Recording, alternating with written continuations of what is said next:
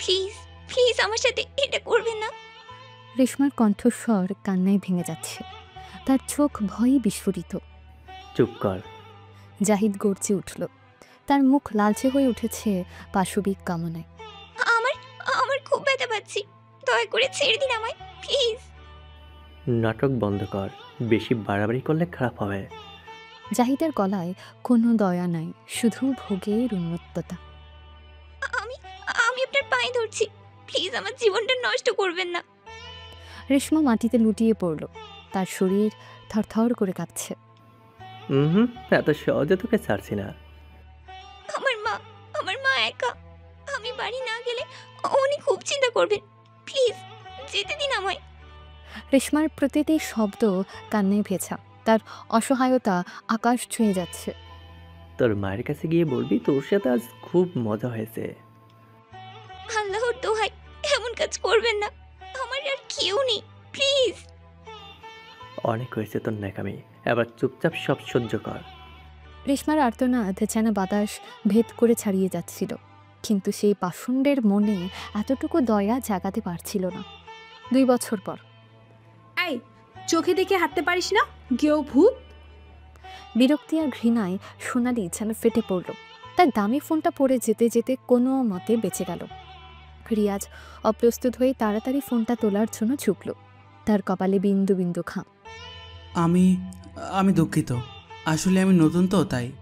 তার কণ্ঠস্বর এতটাই ক্ষীণ ছিল যে শেষের কথাগুলো প্রায় শোনা গেল না। সোনালি তার বন্ধুদের দিকে তাকিয়ে ব্যঙ্গাত্মক হাসি হাসল।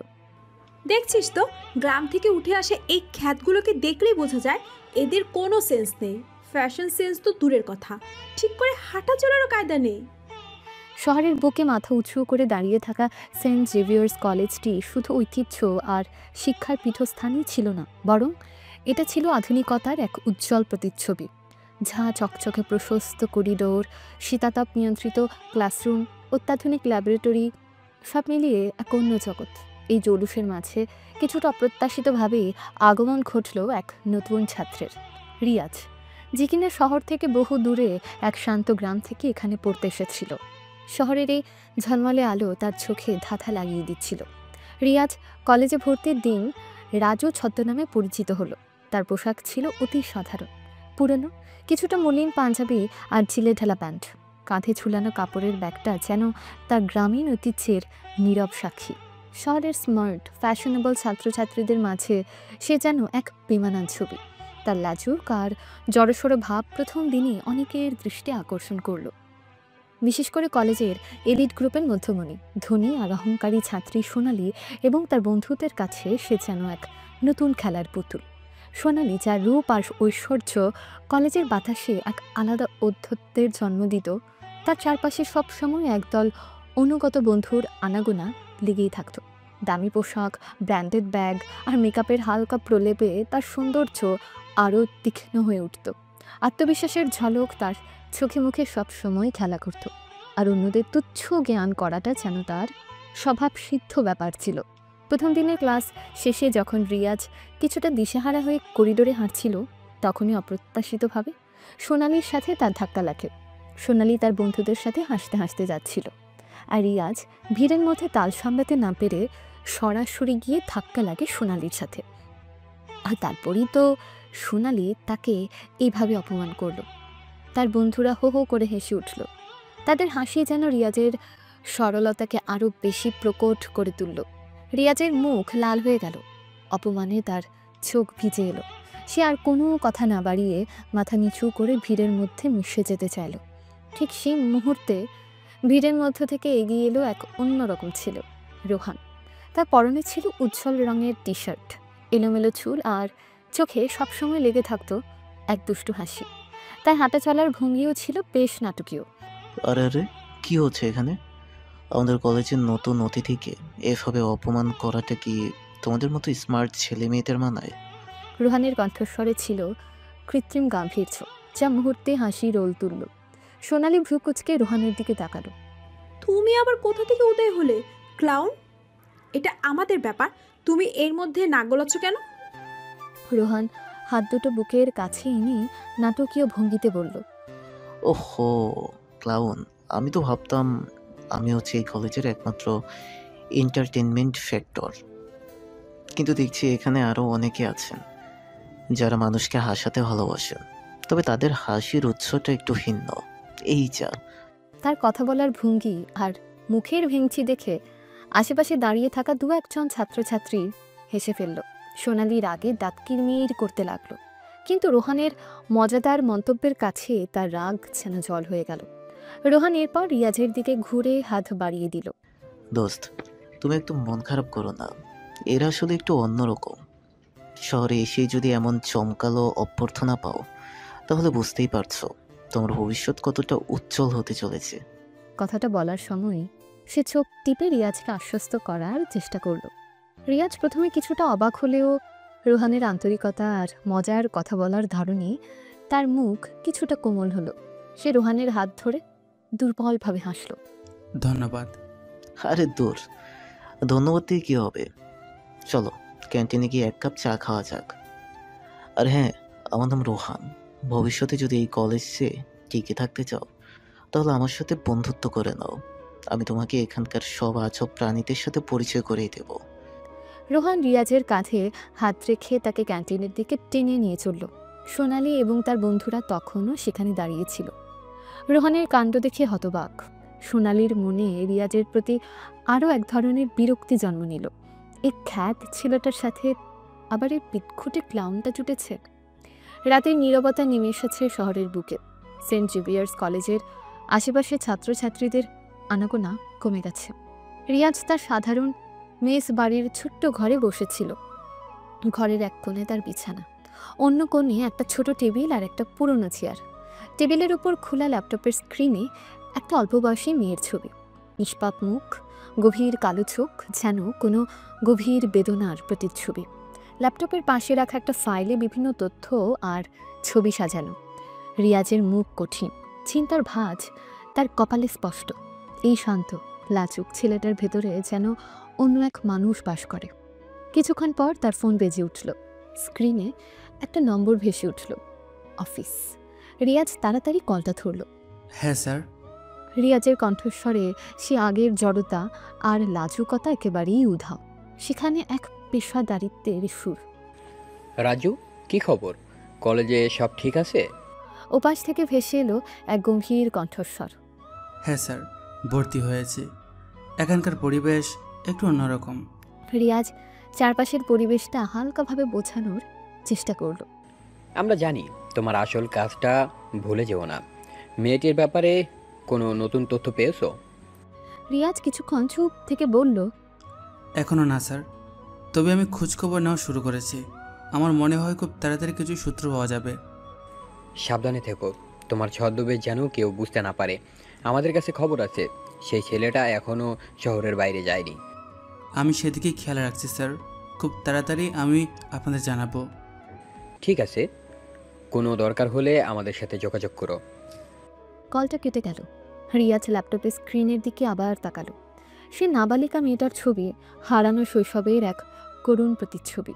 তার চোখে মুখে দৃঢ় প্রতিজ্ঞা, এই মেয়েটাকে ন্যায় বিচার পাইয়ে দিতেই হবে। কলেজের সেই খ্যাত ছেলেটি আসলে একজন ছদ্মবেশী সিআইডি অফিসার, যে একটা অত্যন্ত গুরুত্বপূর্ণ মিশনে শহরে এসেছে। তার আপাত সরলতার আড়ালে লুকিয়ে আছে এক তীক্ষ্ণ বুদ্ধি আর অদম্য সাহস।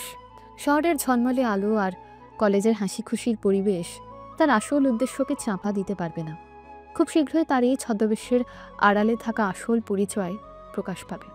এক ঝড় হয়ে আছড়ে পড়বে অপরাধীদের জগতে। সেন্ট জেভিয়ার্স কলেজের দ্বিতীয় দিনটা রিয়াজের জন্য মোটেও সুখকর ছিল না। প্রথম দিনের ধাক্কা সামলে ওঠার আগেই সোনালি এবং তার দলবল যেন তাকে জব্দ করার নতুন ফন্দি আঁটতে শুরু করল। ক্লাসরুমের শান্ত পরিবেশ। যখন শিক্ষকরা গভীর মনোযোগের সাথে লেকচার দিচ্ছিলেন, তখনই শুরু হলো তাদের নীরব অত্যাচার। রিয়াজ মন দিয়ে শিক্ষকের কথা শুনছিল, তার নোট খাতায় প্রয়োজনীয় তথ্যগুলো লিখে নিচ্ছিল। হঠাৎ সে অনুভব করল কেউ তার খাতার উপর ঝুঁকেছে। তাকিয়ে দেখল সোনালি এক গাল বাঁকা হাসি নিয়ে তার পাশে দাঁড়িয়ে আছে। তার হাতে একটা মার্কার পেন। কিছু বুঝে ওঠার আগেই, কি লিখেছিস রে গেও পণ্ডিত? গ্রামের গরুর রচনা নাকি? রিয়াজ বিচলিত হয়ে উত্তর দিল, আমি আসলে নোট নিচ্ছিলাম। সোনালি রিয়াজের খাতার পাতায় আঁকিবুকি কাটতে কাটতে বলল, হো হো, এগুলো তোর মহামূল্যবান নোট। আমার তো মনে হচ্ছে কোনো গ্রামের ধুলো মাখা আলপথ। প্রিয়া মুখ টিপে হেসে উঠল। দেখ তো ওর পোশাকটা, একেবারে ব্যাকডেটেড, মনে হচ্ছে যেন ওর দাদুর আমলের পাঞ্জাবি। রাহুল ভেঙচি কেটে বলল। আর হাতের লেখাটা দেখেছিস, একেবারে মুরগির ঠ্যাঙের মতো। রিয়াজ অপমানে লাল হয়ে মিনতি করল। আপনারা দয়া করে এটা বন্ধ করুন। সোনালি রিয়াজের চিবুক ধরে সামান্য ঝাঁকিয়ে বলল, আহা, এত কষ্ট হচ্ছে বুঝি? আরে বাবা, আমরা তো একটু মজা করছি বুঝলি। তোদের মতো সিম্পল আর ইনোসেন্টদের সাথে একটু মজা তো করাই যায়, তাই না? প্রিয়া সোনালির সাথে গলা মিলিয়ে বলল, ঠিক বলেছিস, এদের আর কি বা আছে, না আছে কোনো স্টাইল, না আছে মাথায় একটু বুদ্ধি। রাহুল হাসিতে ফেটে পড়ে বলল। শুধু গাধার মতো মোটা মোটা বই মুখস্থ করতে পারে। রোহান এতক্ষণ নীরবে এই অপমান সহ্য করছিল। এবার আর সে নিজেকে সামলাতে পারল না। এই তোমরা থামবে? এটা কি কোনো ভদ্রতা? ক্লাসরুমে বসে একজন নতুন ছাত্রের সাথে কেউ এমন ব্যবহার করে? সোনালি ভ্রু কুচকে রোহানের দিকে তাকিয়ে বলল, ওহো, আমাদের কলেজে নতুন রক্ষাকর্তা এসে গেছেন। এত দরদ কেন রে তোর ওই কেউ বন্ধুর জন্য? রোহান তেড়ে উঠে বলল, ও আমার বন্ধু, আর বন্ধুদের অপমান আমি একদম সহ্য করি না। সোনালি তাচ্ছিল্যের হাসি হেসে বলল, বন্ধু? বাহ, 2 দিনের পরিচয়, এত গভীর বন্ধুত্ব। আসলে তোরাও তো একই রকম, সাধারণ ব্যাকগ্রাউন্ড, তাই এত সহানুভূতি, তাই না?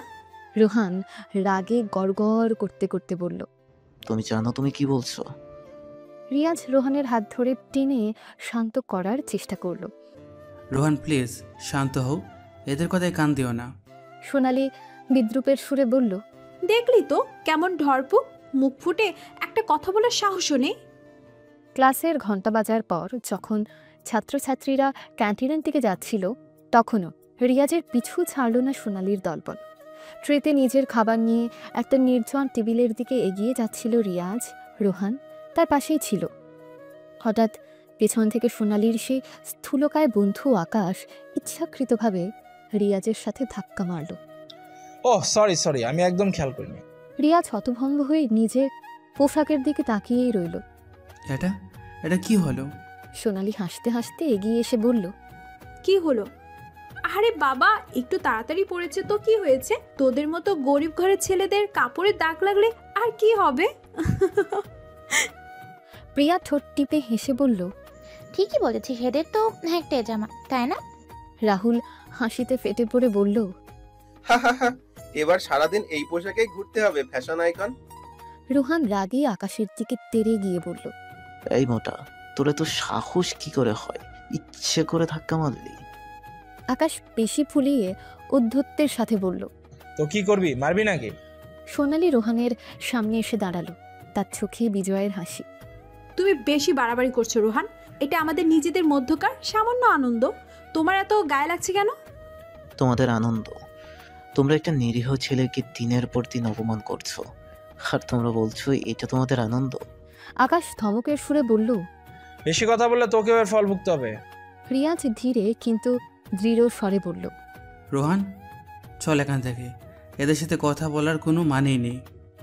রোহান প্রথমে দ্বিধাগ্রস্ত হলেও রিয়াজের শান্ত অথচ কর্তৃত্বপূর্ণ কণ্ঠস্বরে সে আর আপত্তি করল না। রিয়াজ মেঝের দিকে একবার তাকালো, যেখানে তার খাবার ছড়িয়ে পড়েছিল। তার চোখে এক মুহূর্তের জন্য গভীর হতাশার ছায়া পড়ল, কিন্তু পরক্ষণে সে নিজেকে সামলে নিল। রোহানের সাথে সে ক্যান্টিন থেকে বেরিয়ে গেল। পেছনে ফেলে গেল সোনালি এবং তার বন্ধুদের অট্টহাসি। কলেজের বাইরে যখন দিনের আলো ফিকে হয়ে আসছে, রিয়াজ তার ছদ্মবেশের আড়ালে থাকা আসল পরিচয় নিয়ে তার মিশনে মনোযোগ দিল। তার কাছে খবর ছিল ধর্ষক ছেলেটি কলেজের আশেপাশে থাকা কিছু বস্তি এলাকা অথবা কম ভাড়ার মেস বাড়িতে লুকিয়ে থাকতে পারে। রাতের অন্ধকারে সাধারণ পোশাকের আবরণে রিয়াজ যেন এক ভিন্ন মানুষে রূপান্তরিত হলো।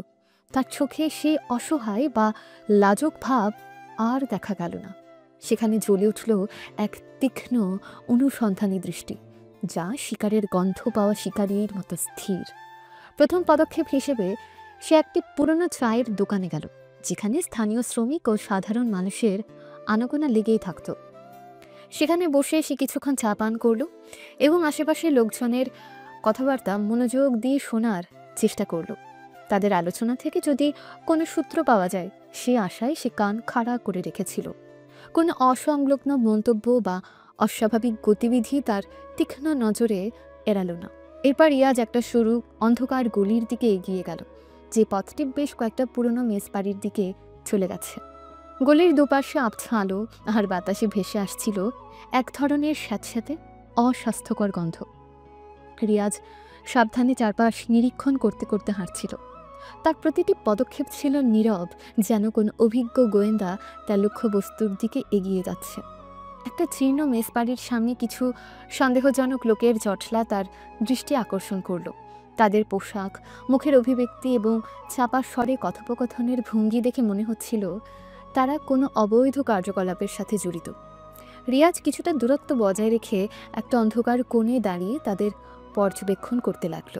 তাদের মধ্যে একজন যুবককে দেখে রিয়াজের মনে সামান্য সন্দেহ জাগল। ছেলেটার হাবভাব বেশ অস্থির এবং তার চোখে এক ধরনের চাপা ভয় ও অপরাধবোধের ছায়া স্পষ্ট। রিয়াজ মনে মনে সিদ্ধান্ত নিল আপাতত এদের উপর নজর রাখা দরকার। সে আরও ভালোভাবে আড়ালে গিয়ে তাদের গতিবিধির উপর তীক্ষ্ণ দৃষ্টি রাখল। কিছুক্ষণ পর সেই যুবকের সাথে আরও কয়েকজন যোগ দিল। তারা নিচু স্বরে কথা বলছিল, যা রিয়াজ স্পষ্ট শুনতে না পেলেও তাদের উত্তেজিত অঙ্গভঙ্গি দেখে মনে হচ্ছিল কোনো গুরুত্বপূর্ণ এবং গোপন আলোচনা চলছে। হঠাৎ তাদের মধ্যে একজন যেন রিয়াজের লুকানো স্থানের দিকে সরাসরি তাকালো। রিয়াজ বুঝতে পারল তার উপস্থিতি সম্ভবত টের পাওয়া গেছে, আর কোনো ঝুঁকি না নিয়ে সে দ্রুত সেই স্থান ত্যাগ করার সিদ্ধান্ত নিল। পেছনের অন্ধকার গলি ধরে সে দ্রুত পায়ে হাঁটতে শুরু করলো। কিছুক্ষণ পরে সে বুঝতে পারল কয়েকজন লোক চাপা পদশব্দে তাকে অনুসরণ করছে। রিয়াজের রক্ত হিম হয়ে গেল। এই মুহূর্তে তার আসল পরিচয় প্রকাশ পেলে তার চলমান মিশন ভেস্তে যেতে পারে। সে দৌড়ানোর চেষ্টা করল, কিন্তু গলির এব্র থেব্র পথে দ্রুত দৌড়ানো কঠিন ছিল। অনুসরণকারীরা ক্রমশ তার কাছাকাছি চলে আসছিল। তাদের উত্তেজিত কণ্ঠস্বর রিয়াজের কানে ভেসে আসছিল। এক জায়গায় এসে গলিটা হঠাৎ শেষ হয়ে একটা অন্ধকার পরিত্যক্ত উঠোনে গিয়ে মিশেছে। রিয়াজ বুঝতে পারল সে যেন এক ফাঁদে পড়েছে। অনুসরণকারীরা দ্রুত তাকে ঘিরে ধরল। আবছা আলোয় তাদের হাতে ধরা ধারালো অস্ত্রের ঝলকানি দেখা গেল। রুক্ষ চেহারার লোকটি গম্ভীর স্বরে জিজ্ঞেস করল, কে তুই?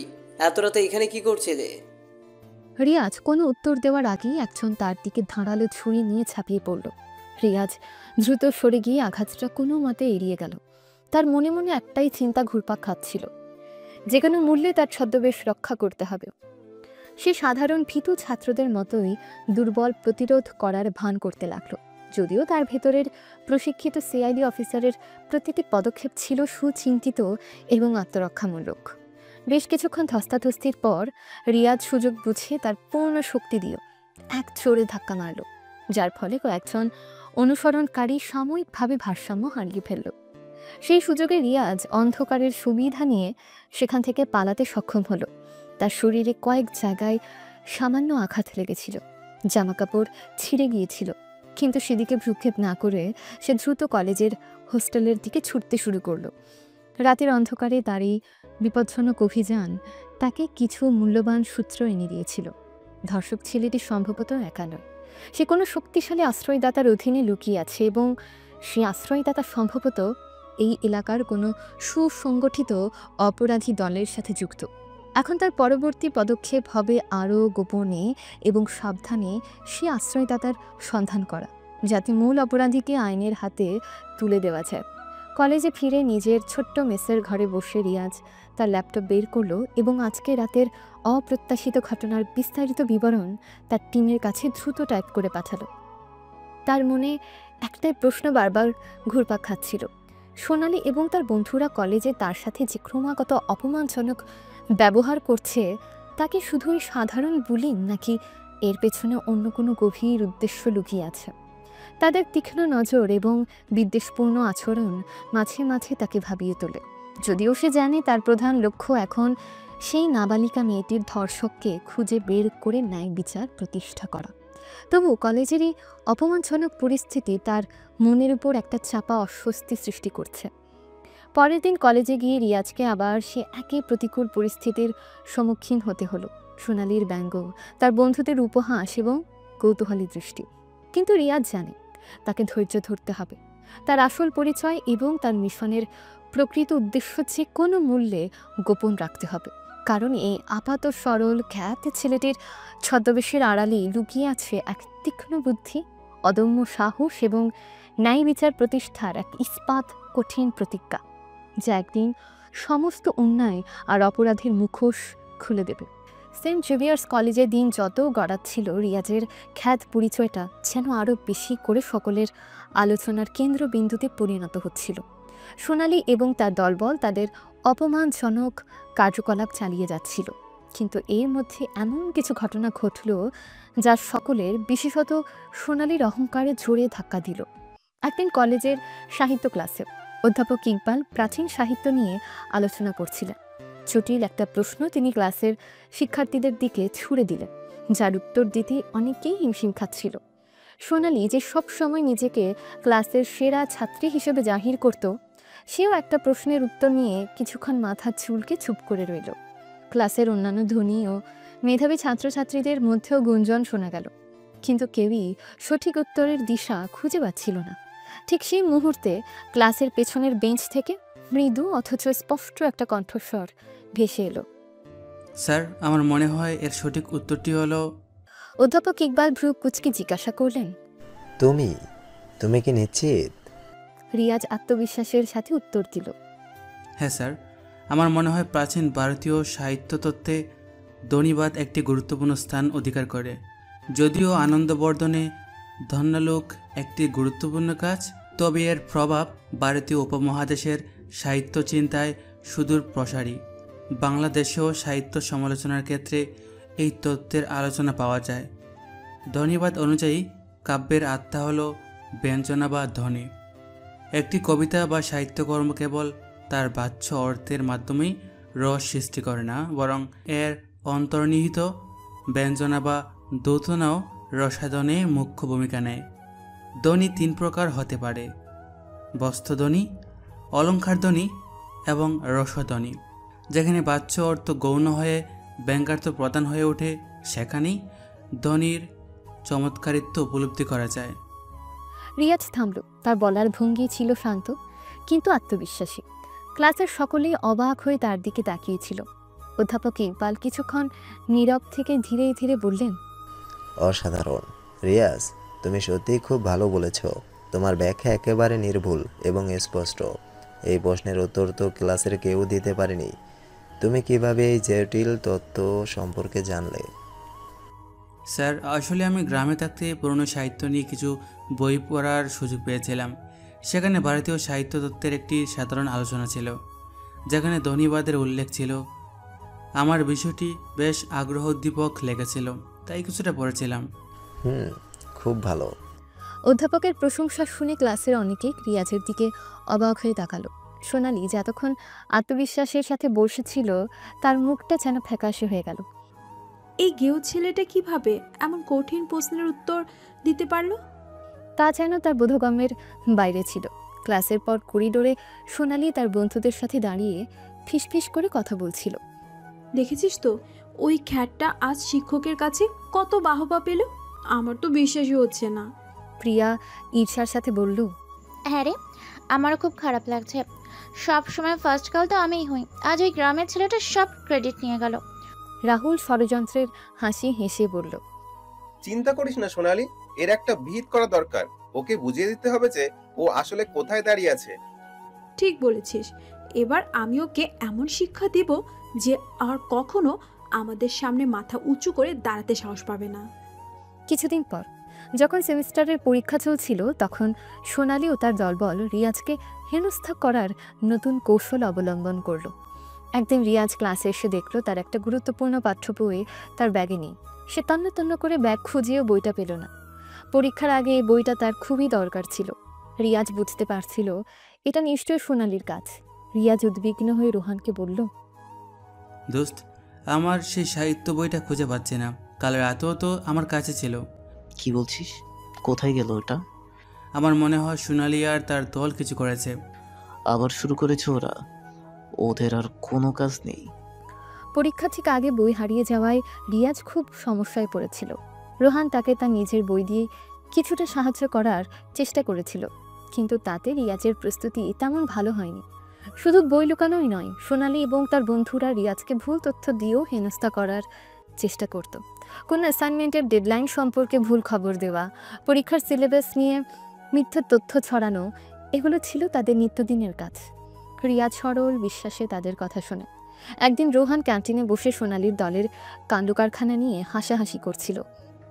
জানিস তো রাজু, আজ প্রিয়া তোকে বলছিল নাকি যে কালকের পরীক্ষার প্রশ্ন নাকি পুরোটাই প্রথম চ্যাপ্টার থেকে আসবে।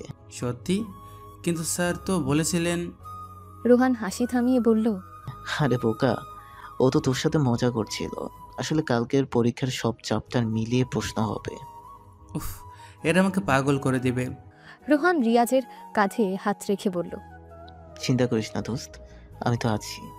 ওদের সব চালাকি আমি ধরে ফেলবো, দেখিস একদিন এদের মুখ আমি বন্ধ করে দেব। রোহান সত্যিই রিয়াজের পাশে বন্ধুর মতো দাঁড়িয়েছিল।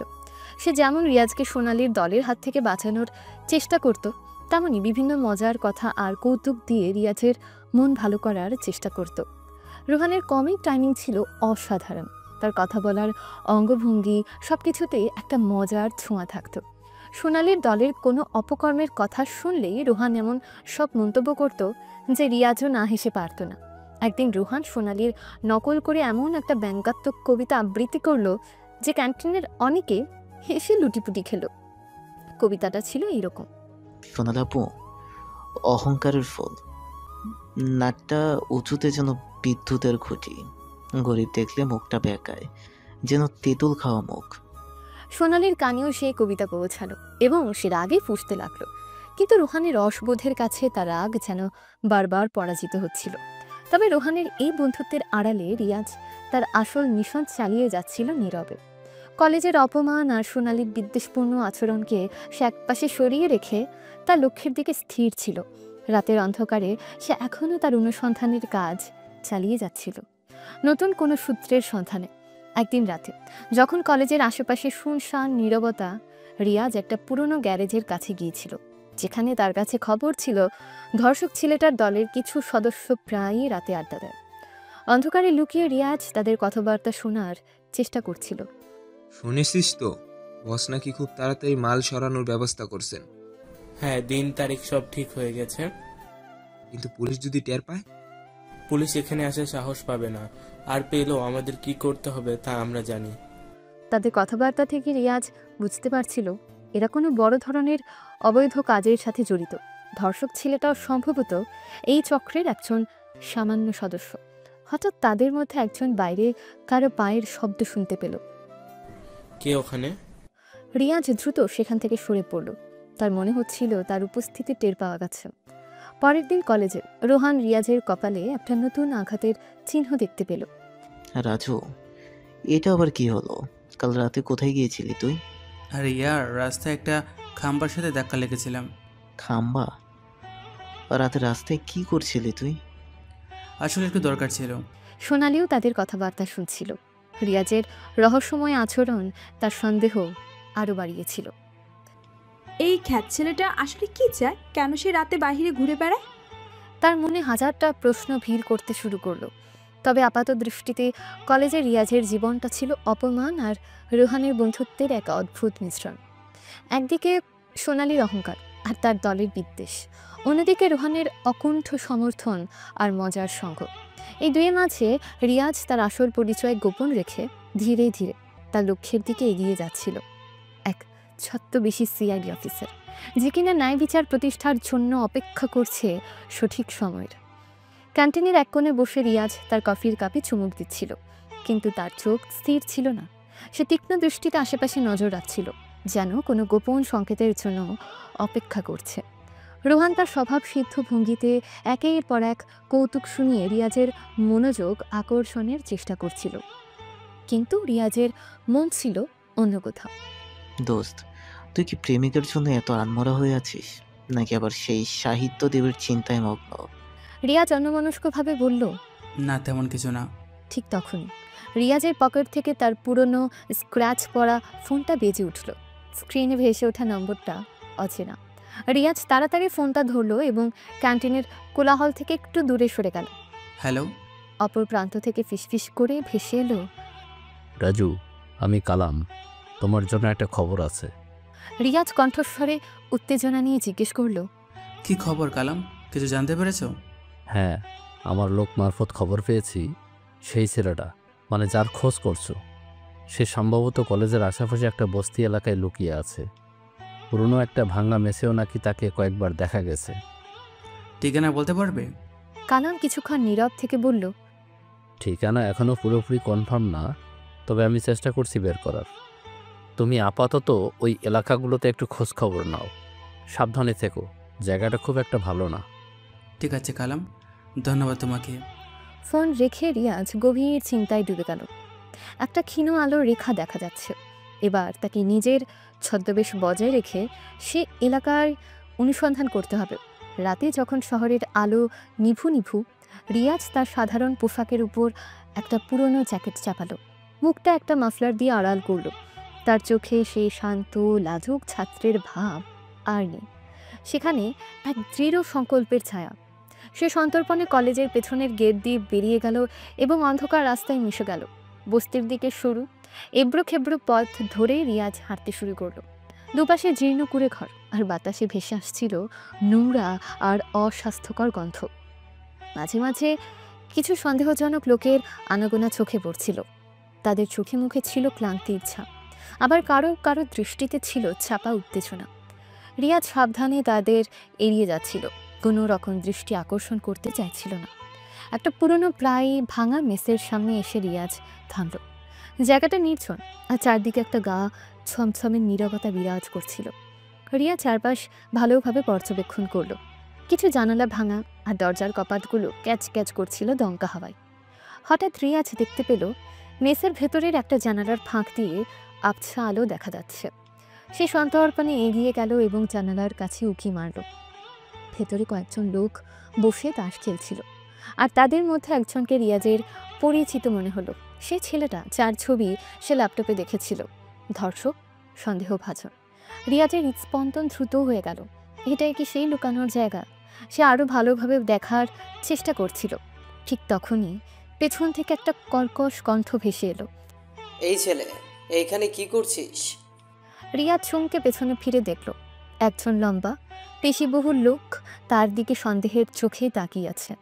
তার হাতে একটা লাঠি। আমি আমি আসলে পথ হারিয়ে ফেলেছি। এটা কোন রাস্তা? পথ হারিয়েছিস? এত রাতে মিথ্যা বলছিস? তুই নিশ্চয়ই কোন ধান্দায় এসেছিস। রিয়াজের মনে ভয় ধরল। তার ছদ্মবেশ প্রায় ধরা পড়ে যাচ্ছিল। না না, আমি সত্যি বলছি, আমি আসলে নতুন এসেছি শহরে, তাই। লোকটা ধমকের সুরে বসল, যা ভাগ এখান থেকে, আর যদি আশেপাশে দেখি তোর ঠ্যাং ভেঙে দিব। রিয়াজ আর কথা না বাড়িয়ে দ্রুত সেই জায়গা থেকে সরে পড়ল। অন্ধকারে মিশে সে হাঁপাতে হাঁপাতে কিছুটা দূরে চলে গেল। অল্পের জন্য আজ ধরা পড়া থেকে বেঁচে গেল সে। পরের দিন কলেজে রিয়াজের অনুপস্থিতি বা অন্যমনস্কতা সোনালির নজরে এলো। ক্লাসে রিয়াজকে তেমন একটা দেখা যায়নি, আর যখন দেখা গেছে তখনও তার হাবভাব ছিল অন্যরকম, যেন সে কোনো গভীর চিন্তায় মগ্ন। সোনালি প্রিয়ার কানে ফিসফিস করে বলল, দেখিস তো, আজ ওই খ্যাটটা ক্লাসও নেই, আর থাকলো কেমন যেন অন্যরকম দেখাচ্ছে। প্রিয়া উদাসীনভাবে উত্তর দিল, হবে হয়তো কোনো গ্রাম্য ঝামেলা, আমাদের কি? সোনালি ভ্রুকুচকে বলল, না, আমার মনে হচ্ছে ওর পিছনে অন্য কিছু আছে। রাহুল হেসে বলল, আরে ইয়ার, ও আবার কি রহস্য করবে? ও তো একটা বোকা হাবাগোবা ছেলে। সোনালি দৃঢ় স্বরে বলল, না, আমার মনে হচ্ছে ওর পিছনে অন্য কিছু আছে, আমি ওকে নজরে রাখবো। যদিও সোনালি রিয়াজের অনুপস্থিতি বা অন্যমনস্কতাকে প্রথমে পাত্তা দিতে চায়নি, কিন্তু তার ভেতরের কৌতূহল ক্রমশ বাড়ছিল। রিয়াজের সরল চেহারার আড়ালে কি সত্যি কিছু লুকানো আছে? অন্যদিকে রিয়াজ তার রাতের অভিযানের কথা রুহানকেও জানায়নি।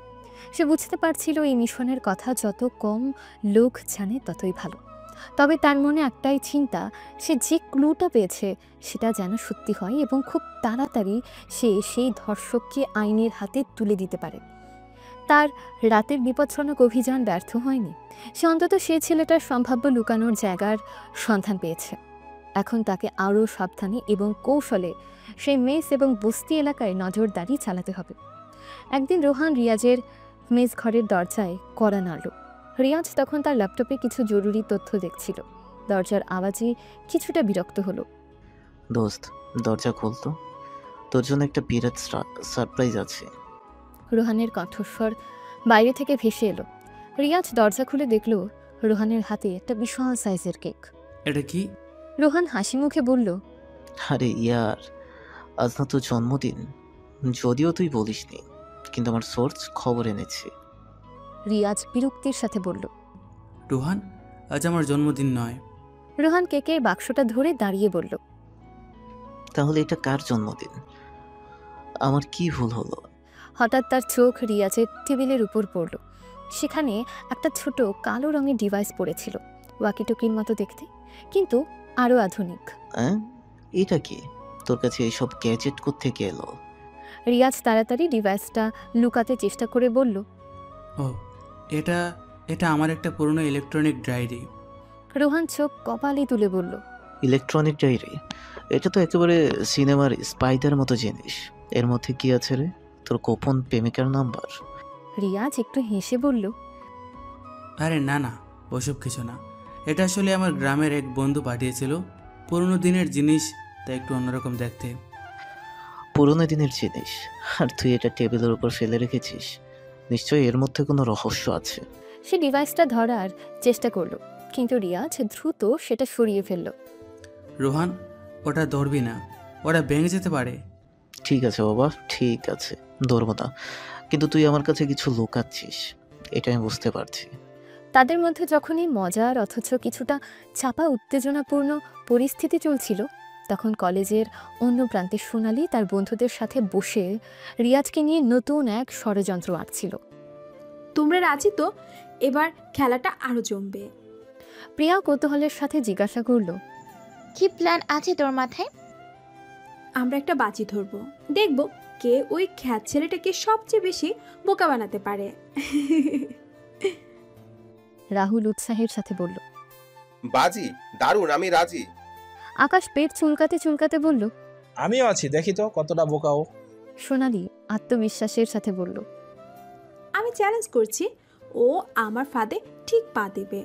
আমি এমন একটা গল্প বানাবো যে ও বিশ্বাস করতে বাধ্য হবে। তাদের মধ্যে রিয়াজকে বোকা বানানোর প্রতিযোগিতা শুরু হলো। এক একজন এক এক রকম পরিকল্পনা করতে লাগলো, যার মূল উদ্দেশ্য ছিল রিয়াজের সরলতার সুযোগ নিয়ে তাকে হাসির পাত্র বানানো। অন্যদিকে রিয়াজ তার সোর্সের মাধ্যমে আরও কিছু গুরুত্বপূর্ণ খবর পেল। কালাম তাকে জানান যে ধর্ষক ছেলেটি একই জায়গায় বেশি দিন থাকছে না, ঘন ঘন তার হাইড আউট পরিবর্তন করছে। এছাড়াও তাদের কাছে এমন তথ্যও এসেছে যে ছেলেটা সম্ভবত একা নয়, কোনো প্রভাবশালী ব্যক্তির আশ্রয়ে আছে। রাজু, খবর ভালো না। সেই ছেলেটা বারবার তার জায়গা বদলাচ্ছে, মনে হচ্ছে কেউ তাকে সাহায্য করছে। রিয়াজ উদ্বিগ্নের স্বরে জিজ্ঞাসা করল, সাহায্য করেছে? কে সে? আমরা এখনও নিশ্চিত নই, তবে আমাদের সোর্স বলছে ছেলেটা যার আশ্রয়ে আছে সে সম্ভবত শহরের কোনো বড় গ্যাংস্টারের সাথে যুক্ত। গ্যাংস্টার? তার মানে পরিস্থিতি আরও জটিল। সাবধানে থেকো রাজু, তুমি যার পেছনে লেগেছ তারা খুব বিপজ্জনক হতে পারে। আমি ভয় পাই না কালাম, আমাকে যে করি হোক সেই মেয়েটিকে ন্যায়বিচার পাইয়ে দিতে হবে। এই নতুন তথ্য রিয়াজের দুশ্চিন্তা আরও বাড়িয়ে দিল। একদিকে কলেজে সোনালির দলের নতুন উপদ্রব, অন্যদিকে তার মিশনের ক্রমবর্ধমান জটিলতা। তাকে এখন আরও সতর্ক থাকতে হবে এবং একই সাথে তার অনুসন্ধান চালিয়ে যেতে হবে। কয়েকদিন পর রোহান আবার রিয়াজের ঘরে এলো, হাতে একটা পুরনো ধাঁচের মানচিত্র। দোস্ত, তুই না বলছিলি পুরনো জিনিস পছন্দ করিস? দেখ তো এটা কেমন। রিয়াজ মানচিত্রের দিকে তাকিয়ে বলল, এটা তো একটা পুরনো শহরের ম্যাপ। হ্যাঁ, আর জানিস আমার দাদু বলতেন এই ম্যাপে নাকি গুপ্তধনের রাস্তা লুকোনো আছে। রিয়াজ হেসে বলল, তুই এখনো ভূতের গল্প বিশ্বাস করিস? রোহান নাটকীয় ভঙ্গিতে বলল, আরে ইয়ার, বিশ্বাস অবিশ্বাসের কি আছে? চল না একদিন দুজনে মিলে এই ম্যাপ ধরে গুপ্তধন খুঁজতে বের হই। তাদের মধ্যে যখনই হালকা মেজাজের কথোপকথন চলছিল তখন বাইরে থেকে সোনালির উচ্চ হাসির আওয়াজ ভেসে এলো। এই যে মিস্টার জ্ঞানী, শুনুন তো একটু। রিয়াজ এবং রোহান দুজনেই কিছুটা অবাক হয়ে দরজার দিকে তাকালো। সোনালি তার বন্ধুদের সাথে দরজার বাইরে দাঁড়িয়েছিল। সোনালি ব্যঙ্গাত্মক হাসি হেসে বলল, আমরা শুনলাম আপনি নাকি পুরনো জিনিস খুব পছন্দ করেন, তাই আমরা আপনার জন্য একটা ঐতিহাসিক খবর নিয়ে এসেছি। প্রিয়া মুখ টিপে হেসে বলল, হ্যাঁ, শুনলে আপনার চোখ কপাল উঠবে। রাহুল ঠোঁট কামড়ে বলল, তবে খবরটা শোনার আগে আপনাকে একটা ছোট্ট পরীক্ষা দিতে হবে। রিয়া সন্দেহের চোখে জিজ্ঞাসা করল, কিসের পরীক্ষা? সোনালি রহস্যময় হাসি হেসে বলল, আরে বাবা, ভয় পাচ্ছেন নাকি? এটা তো শুধু একটা ছোট্ট ধাঁধা। তাদের এই রহস্যময় আচরণ রিয়াজ এবং রোহান দুজনের মনেই কৌতূহল সৃষ্টি করল। সোনালি এবং তার দল আবার কি নতুন খেলা শুরু করেছে? অন্যদিকে রিয়াজের মাথায় ঘুরছিল কালামের দেওয়া খবর। ধর্ষক ছেলেটি যদি সত্যিই কোনো গ্যাংস্টারের আশ্রয়ে থাকে তাহলে তার নাগাল পাওয়া আরও কঠিন হয়ে পড়বে। তাকে এখন খুব সাবধানে প্রতিটি পদক্ষেপ ফেলতে হবে। কলেজের এই আপাত নির্ঝঞ্ঝাট পরিবেশের আড়ালে বিপদ ক্রমশ ঘনীভূত হচ্ছে। তারপর সোনালি বলল, তাহলে শুনুন মিস্টার জ্ঞানী, আমাদের কাছে খবর আছে আর্টস বিল্ডিং এর পেছনে নাকি এক গুপ্তধন লুকানো আছে। প্রিয়া নাটকীয় ভঙ্গিতে বলল, হ্যাঁ, শোনা যায় বহু বছর আগে কোনো ধনী ব্যক্তি নাকি সেখানে সোনার মোহর ভর্তি কলস পুঁতে রেখে গেছিল। রাহুল গম্ভীর স্বরে বলল, তবে জায়গাটা নাকি ভুতুড়ে, রাতে সেখানে কেউ সাহস করে যায় না। আকাশ কৌতূহলের ভান ধরে বলল, কিন্তু আমরা শুনেছি পুরনো জিনিসের প্রতি আপনার নাকি বিশেষ দুর্বলতা আছে, তাই ভাবলাম এই খবরটা আপনাকে দেওয়া উচিত। রিয়াজ সামান্য হেসে বলল, গুপ্তধন আর ভুতুড়ে জায়গা? তোমরা কি সিরিয়াস? সোনালি আত্মবিশ্বাসের সাথে বলল, একেবারে সিরিয়াস। আমরা নিজের চোখে পুরনো একটা ম্যাপের অংশ দেখেছি যেখানে ওই জায়গার কথা বলা আছে। প্রিয়া মোবাইল বের করে বলল, এই দেখুন, এটা সেই ম্যাপের ছবি যা আকাশের এক দূর সম্পর্কের আত্মীয়র কাছে ছিল। প্রিয়া মোবাইলে একটা অস্পষ্ট পুরনো মানচিত্রের ছবি দেখালো। মানচিত্রের একটা অংশে পুরনো দিনের হাতে লেখা কিছু অক্ষর এবং আঁকাবাঁকা রেখা দেখা যাচ্ছিল। রোহান ঠোঁট কামড়ে হেসে বলল, তোমরা কি ওকে বোকা বানাচ্ছ? সোনালি নির্দোষ সাজার ভান করে বলল, আমরা কেন বোকা বানাতে যাব? আমরা তো শুধু সাহায্য করতে চাইছি। যদি মিস্টার জ্ঞানী সাহস করে সেই গুপ্তধন খুঁজে বের করতে পারেন। রাহুল ভ্রু নাচিয়ে বলল, তাহলে তো তিনি একেবারে ধনী হয়ে যাবেন আর আমাদের জন্য কিছু ভাগ রাখবেন আশা করি। রিয়াজ কিছুক্ষণ তাদের দিকে তাকিয়ে রইল।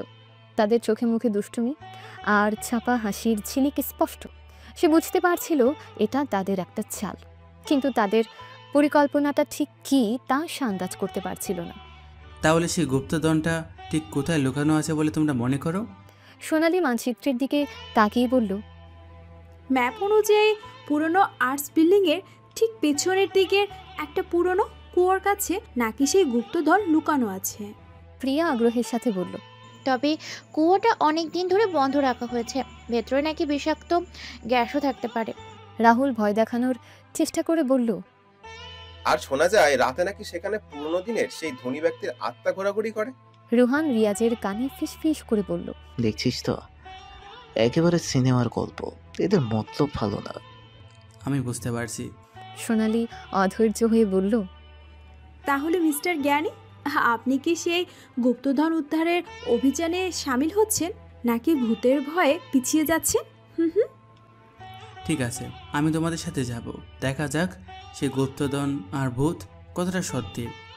সোনালি এবং তার বন্ধুরা একে অপরের দিকে তাকিয়ে হাসল। তাদের পরিকল্পনা সফল হতে চলেছে ভেবে তারা বেশ খুশি।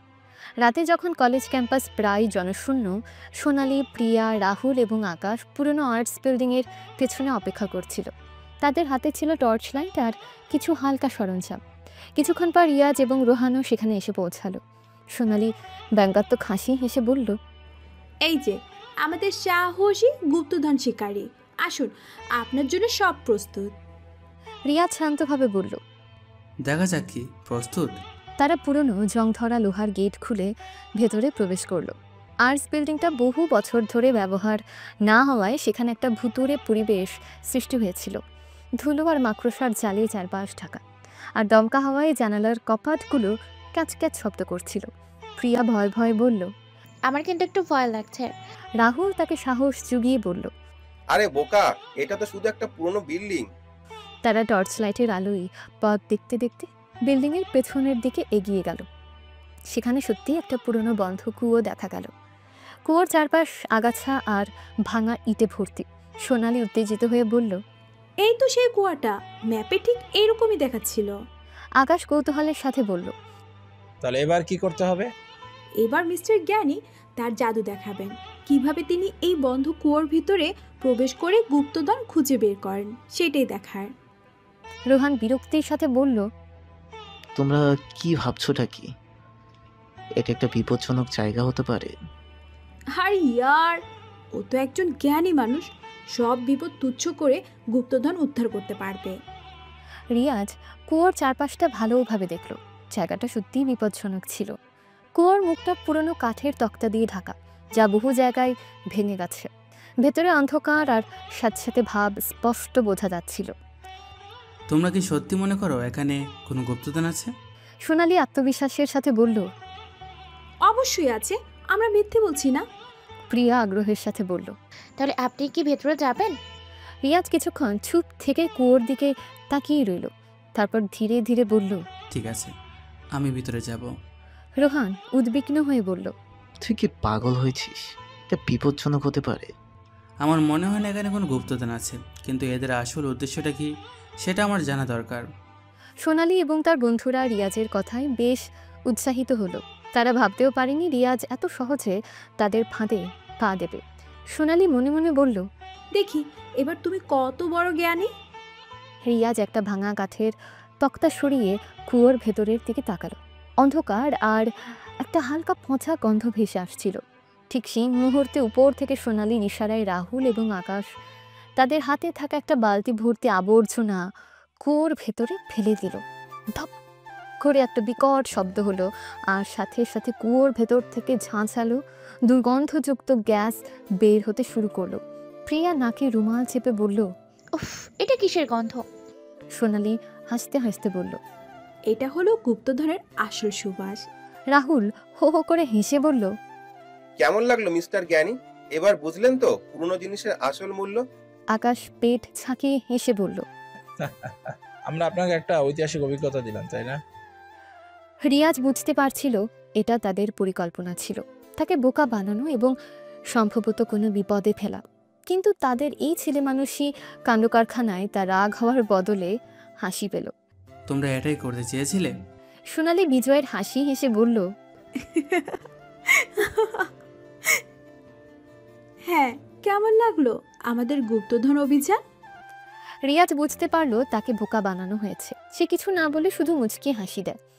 আর এই মুহূর্তে সে তার আসল রূপ দেখাবে না, তা না হলে তার মিশন এখানেই শেষ হতে পারে। এক সপ্তাহ পর কলেজ ছুটির পর সোনালি তার বন্ধুদের সাথে গেটের বাইরে দাঁড়িয়ে অপেক্ষা করছিল তাদের গাড়ির জন্য। আশেপাশে তেমন ভিড় ছিল না। হঠাৎ দুটো মোটর বাইকে করে 4 জন স্থানীয় মাস্তান এসে তাদের সামনে থামল। ছেলেগুলোর মুখ রুক্ষ আর তাদের চাহনিতে একটা অশুভ ইঙ্গিত ছিল। এই কি এত সুন্দর ম্যান সাহেব একা দাঁড়িয়ে? আপনারা কারা? আমাদের বিরক্ত করছেন কেন? বিরক্ত কোথায়, আমরা তো আলাপ করতে চাচ্ছি ম্যাডাম। প্রিয়া ভয় ভয় বলে, আমাদের যেতে দিন, আমাদের গাড়ি আসছে। মাস্তানদের মধ্যে আরেকজন বলে ওঠে, কোথায় যাচ্ছিস তোরা? দাঁড়া একটু। রাহুল আতকে উঠে বলে, এই ছাড়, কি চাস তোরা? সোনালি বুঝতে পারছিল পরিস্থিতি ক্রমশ খারাপের দিকে যাচ্ছে। আশেপাশে তেমন লোকজন নেই যাদের কাছে সাহায্য চাওয়া যায়। সোনালি দৃঢ়ভাবে বলে, দেখুন, আপনারা ভুল করছেন, আমাদের ছেড়ে দিন, নইলে এর ফল ভালো হবে না। ফল? কি ফল দেখাবি তুই? তোর মতো কত মেম সাহেব আমরা দেখেছি। ঠিক সেই মুহূর্তে কয়েকটা গুলির শব্দ আসে। শব্দগুলো এমন অপ্রত্যাশিত ছিল যে মাস্তানরা চমকে উঠল এবং সেদিকে তাকালো। এই, ওটা কিসের আওয়াজ? কে ওখানে? আবার আরেকটা গুলির শব্দ এলো, তার সাথে কিছু ধাতব জিনিস পড়ার টুংটাং আওয়াজও ভেসে এলো। একজন মাস্তান বলে, শালা রাতও কাজ করে নাকি? তাদের মনোযোগ যখন সেই শব্দগুলোর দিকে, তখন হঠাৎ একটা ভারী লোহার রড তাদের পাশ দিয়ে ঝড়ের বেগে ছুটে গেল এবং রাস্তার পাশে একটা বিদ্যুতের খুঁটিতে সশব্দে আঘাত করলো। এটা কি? কে মারলো এটা? তাদের মধ্যে একটা চাপা ভয় সৃষ্টি হলো। অন্ধকারে তারা কিছুই দেখতে পারছিল না, কিন্তু পরপর এমন অপ্রত্যাশিত ঘটনায় তারা বেশ ঘাবড়ে যায়। ঠিক তখনই অন্যদিক থেকে একটা তীক্ষ্ণ বাঁশির আওয়াজ ভেসে এলো। তার সাথে ভেসে এলো কয়েকটা কুকুরের ঘেউ ঘেউ করার শব্দ। আরেকজন মাস্তান বলে, মনে হচ্ছে এরিয়াটা ভালো না, চল চল এখান থেকেই। কিন্তু বাদ দে, ঝামেলা বাড়িয়ে লাভ নেই। এই অপ্রত্যাশিত ঘটনাগুলোর আকস্মিকতায় মাস্তানরা আর দাঁড়ালো না। তারা দ্রুত তাদের বাইকগুলোতে স্টার্ট দিল এবং মুহূর্তের মধ্যে সেখান থেকে চম্পট দিল।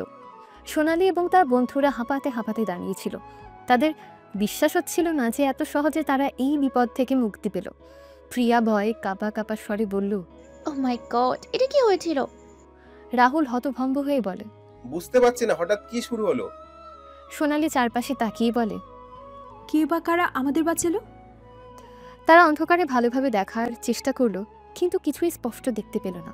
নির্মাণাধীন বাড়ির দিকটা অন্ধকার ছিল, আর বাঁশির আওয়াজও ক্রমশ দূরে মিলিয়ে গিয়েছিল। সোনালি মনে মনে বলে, কে ছিল ওটা? যেই হোক, আজও না থাকলে কি হতো? ঠিক সেই সময় তাদের গাড়ি এসে পৌঁছালো। চালক তাদের উদ্বিগ্ন মুখ দেখে জিজ্ঞাসা করলো, কি হয়েছে ম্যাম, আপনারা ঠিক আছেন? হ্যাঁ হ্যাঁ, সব ঠিক আছে, চলুন এবার। তারা গাড়িতে উঠে বসলো, কিন্তু সোনালির মন তখনও সেই অপ্রত্যাশিত ঘটনা নিয়ে তোলপাড় হচ্ছিল। কে বা কারা তাদের সাহায্য করলো, আর কেনই বা তারা এভাবে হঠাৎ করে ভয় পেয়ে পালিয়ে গেল? অন্যদিকে নির্মাণাধীন বাড়ির পেছনে অন্ধকারে দাঁড়িয়ে রিয়াজ মুচকি হাসছিল। তার হাতেই সে লোহার রডটা ধরা ছিল। বাঁশির আওয়াজটা আসলে তার নিজেরই দেওয়া ছিল, আর কুকুরের ঘিউ ঘিউয়ের শব্দটা সে তার মোবাইলে বাজিয়েছিল। সরাসরি মারামারিতে না গিয়েও পরিস্থিতি সামাল দেওয়ার কৌশলটা কাজে লেগেছিল। রিয়াজ মনে মনে বলে, সোনালি, তুমি হয়তো জানতেও পারলে না, তোমার অপমানিত খেত বন্ধুটি আজ তোমার জীবন বাঁচালো। সে সন্তর্পণে অন্ধকার থেকে বেরিয়ে কলেজের হোস্টেলের দিকে পা বাড়ালো। তার রাতের মিশনটা কিছুটা অপ্রত্যাশিত মোড় নিলেও আপাতত সবাই নিরাপদে আছে, এই ভেবে সে কিছুটা শান্তি পেল। সোনালি হয়তো তার আসল পরিচয় জানতেও পারল না। এটাই তার ছদ্মবেশে রক্ষার জন্য জরুরি ছিল। রাতে নিস্তব্ধতা ভেঙে যখন ভোরের আলো ফুটল, তখন একজনের চোখে ঘুম ছিল না। গত রাতের ঘটনা তার মনকে আচ্ছন্ন করে রেখেছিল। সে রুক্ষ চেহারার মাস্তানদের ভয়ঙ্কর চাহনি, তাদের অশালীন মন্তব্য, সবকিছু বারবার তার মানসপটে ভেসে উঠছিল। একটা ঠান্ডা স্রোত তার শির দ্বারা বেয়ে নেমে গেল যখন সে ভাবল, যদি সেই অপ্রত্যাশিত সাহায্যকারী না থাকতো তাহলে তাদের সাথে কি হতে পারত। উফ, বিরক্তি নিয়ে পাশ ফিরল একজন। সাধারণত রাতের বেলা দুঃস্বপ্ন দেখলে সকালে তা মনে থাকে না, কিন্তু গত রাতের প্রতিটি মুহূর্ত তার স্পষ্ট মনে আছে। কে ছিল সে ব্যক্তি বা কারা যারা এত অপ্রত্যাশিতভাবে তাদের বাঁচিয়েছিল? নির্মাণাধীন বাড়ির পেছনের দিক থেকে আসা গুলির শব্দ, তারপর সেই তীক্ষ্ণ বাঁশির আওয়াজ আর কুকুরের ঘিউ ঘিউ, যেন সিনেমার কোনো দৃশ্য। এটা কি সত্যি ঘটেছিল? নিজেকে প্রশ্ন করলো একজন। সবকিছু এত দ্রুত আর অপ্রত্যাশিত ছিল যে এখনো তার ঘোর কাটেনি। তার মনে একটা কৃতজ্ঞতার অনুভূতি উকি দিচ্ছিল, কিন্তু সাথে সাথে তার অহংবোধ মাথা চাড়া দিয়ে উঠল। আমি কারো কাছে ঋণী? এ ভাবনাটাই তার কাছে অসহ্য লাগছিল। তবে একটা অদ্ভুত বিষয় ঘটল। সেই রাতের ঘটনার পর থেকে একজনের প্রতি তার আগের সে তীব্র তাচ্ছিল্য যেন কিছুটা হলেও কমে গেল। হয়তো পুরোপুরি নয়, কিন্তু একটা সূক্ষ্ম পরিবর্তন অবশ্যই এসেছিল। সে গেঁয়ো ব্যাগডোটো ছেলেটা, যার সাথে সে সব সময় খারাপ ব্যবহার করত, তাকে নিয়ে তার মনে একটা চাপা কৌতূহল জন্মালো। সোনালি মনে মনে ভাবছে, ছেলেটা সব সময় এত চুপচাপ কেন থাকে? ক্লাসে শিক্ষকের প্রশ্নের উত্তর দেওয়া ছাড়া সে কারোর সাথে তেমন কথা বলে না, সব সময় নিজের জগতে ডুবে থাকে। তার পোশাক, চালচলন সব কিছুতে একটা সাধারণ ছাপ, কিন্তু তার চোখের দৃষ্টি, কখনো কখনো সেই দৃষ্টিতে গভীর কিছু একটা দেখতে পাই, যেন অন্য রহস্য লুকিয়ে আছে তার শান্ত মুখের আড়ালে। ক্যান্টিনে বন্ধুদের সাথে বসেও সোনালির মন অন্যদিকে ছিল। অন্য দুজন যথারীতি কলেজের অন্যান্য ছেলে মেয়েদের নিয়ে হাসি ঠাট্টা করছিল, কিন্তু একজনের মনোযোগ ছিল অন্য টেবিলে বসা একজনের দিকে। সে দেখছিল একজন কিছু বলছে আর অন্যজন মাথা নেড়ে সায় দিচ্ছে। তাদের মধ্যে কি কথা হচ্ছে তা জানার কৌতূহল অনুভব করলো একজন। প্রিয়া ধাক্কা দিয়ে বলল, এই কি ভাবছিস? আমরা তোকে একটা মজার কথা বলছি। হ্যাঁ বল। তুই কি আমার সেই হ্যান্ডসাম স্যারের স্বপ্নে বিভোর? আহা, তোরাও না, আমি ওসব ভাবছি না। আসলে সে অন্য একজনের কথাই ভাবছিল, যদিও তা স্বীকার করতে চাইল না। আচ্ছা, কাল রাতে যা ঘটলো? কথাটা শুরু করেও থেমে গেল সোনালি। সে বুঝতে পারছিল বন্ধুদের কাছে সে ঘটনার কথা বলতে তার কেমন যেন অস্বস্তি হচ্ছে। আকাশ আগ্রহী হয়ে জিজ্ঞেস করে, কাল রাতে কি হয়েছিল? তেমন কিছু না, রাস্তায় একটু ঝামেলা হয়েছিল, এই আর কি। ঝামেলা? কিসের ঝামেলা?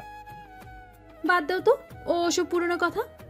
আসলে সে চায়নি সে রাতের ঘটনার সাথে অন্য একজনের কোনো সম্পর্ক স্থাপিত হোক তার বন্ধুদের মনেও। অন্যদিকে রিয়াজ তার মিশনের অগ্রগতি নিয়ে ব্যস্ত ছিল। এক সোর্সের দেওয়া তথ্যের ভিত্তিতে সে শহরের বিভিন্ন সূত্র থেকে আকাশ নামের এক প্রভাবশালী ব্যক্তির সম্পর্কে তথ্য সংগ্রহ করতে শুরু করে। তাদের কাছে খবর ছিল এই আকাশ নামের ব্যক্তিটি একটা শক্তিশালী মাফিয়া চক্রের সাথে জড়িত এবং নারী পাচারের মতন ঘৃণ্য ব্যবসায় তার হাত রয়েছে। আকাশ শহরের কতগুলো ডেরা আছে আর এর কার্যকলাপের ধরন কি? দেখো রাজু, এই আকাশ খুব ধূর্ত আর চালাক লোক। তার সরাসরি কোনো প্রমাণ পাওয়া কঠিন, তবে আমাদের সোর্স বলছে শহরের পুরনো বন্দর এলাকা আর কিছু অভিজাত নাইট ক্লাবে তার আনাগোনা আছে। আর নারী পাচারের ব্যাপারে তার একটা নিজস্ব নেটওয়ার্ক রয়েছে। আমাকে এর একটা তালিকা দাও, কোথায় কোথায় তার লোকদের আনাগোনা বেশি আর কোন পদে তারা এই কাজ করে। ঠিক আছে, আমি জোগাড় করছি, তবে আবারও বলছি খুব সাবধানে থেকো, এরা ভয়ানক লোক। আমি জানি কালাম, কিন্তু আমাকে এই চক্রের মূল পর্যন্ত পৌঁছাতেই হবে। কলেজে রিয়াজ স্বাভাবিক থাকার চেষ্টা করছিল, যদিও তার মন ছিল সে গ্যাংস্টার আকাশের অনুসন্ধানে।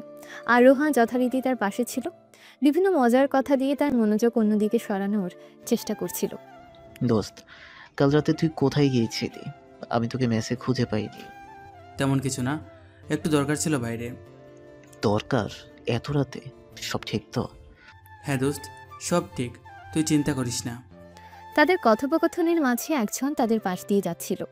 রাতের কার্যকলাপ নিয়ে সোনালির মনেও একটা চাপা কৌতূহল ছিল। রাতে কোথায় যায় ওই ছেলেটা, আর কেনই বা অন্য একজনের কাছে মিথ্যে বলছে? সে থমকে দাঁড়িয়ে কিছুক্ষণ তাদের দিকে তাকিয়ে রইল, তারপর নিজের পথে চলে গেল। তার মনের মধ্যে একজনের প্রতি একটা নতুন ধরনের অনুসন্ধিৎসু দৃষ্টি তৈরি হচ্ছিল।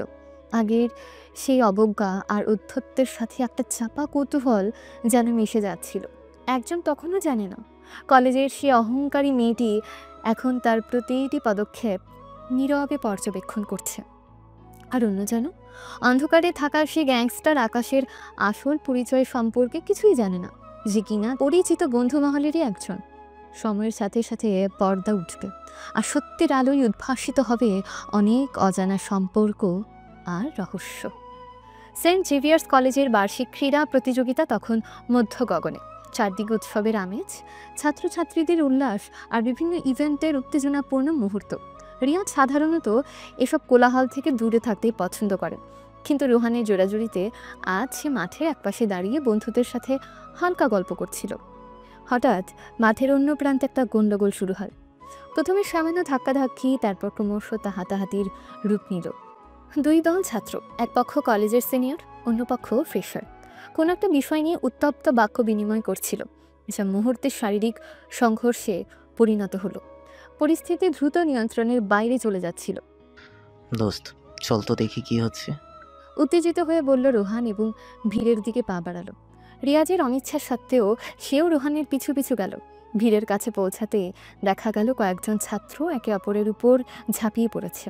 কিল, ঘুষি, লাথি, যেন এক ছোটোখাটো রণক্ষেত্র। সিনিয়র ছাত্রদের দলটা বেশ হৃষ্টপুষ্ট এবং সংখ্যায়ও বেশি, তাই ফ্রেশাররা কিছুটা কোণঠাসা হয়ে পড়েছিল।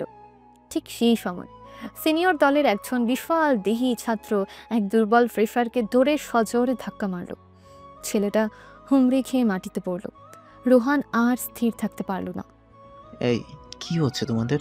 মারামারি বন্ধ করো, বলে রোহান এগিয়ে যেতে সিনিয়র ছাত্রটার নজর তার দিকে গেল। তুই কে রে, মাঝখানে কথা বলছিস? বলে সে তেড়ে এলো রোহানের দিকে। পরিস্থিতি আরও খারাপের দিকে যাচ্ছে দেখে রিয়াজ এগিয়ে এসে রোহানের সামনে দাঁড়ালো।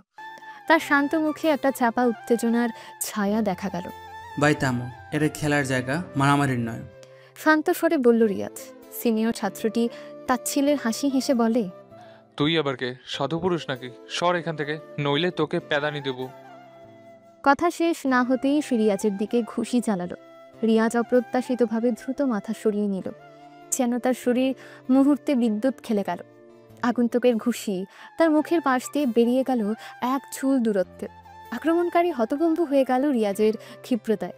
সে দ্বিতীয়বার আক্রমণের জন্য উদ্যত হতেই রিয়াজের ডান হাত বিদ্যুতের মতো ছুটে এলো এবং তার পেটের ডান দিকে সজোরে আঘাত করল। উফ বলে কুকড়ে গেল সিনিয়র ছাত্রটি। তার মুখ বেদনায় বিকৃত হয়ে গেল। রিয়াজের মুভমেন্ট এতটাই অপ্রত্যাশিত আর নিখুঁত ছিল যে আশেপাশে দাঁড়িয়ে থাকা সকলেই অবাক হয়ে গেল।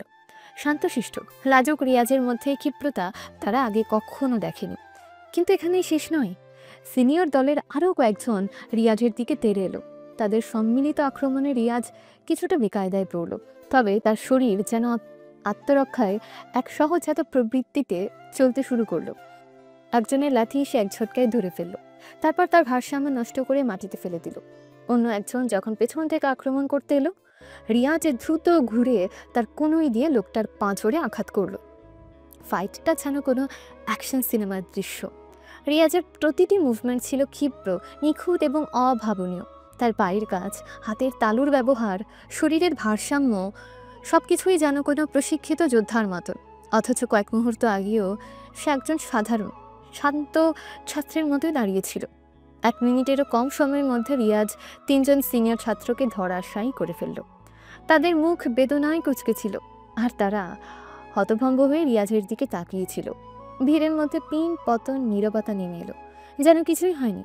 রিয়াজ স্বাভাবিক স্বরে বলল, আমি দুঃখিত, আমার মনে হয় একটু বেশি প্রতিক্রিয়া দেখিয়ে ফেলেছি, আসলে পড়ে যাচ্ছিলাম তো তাই।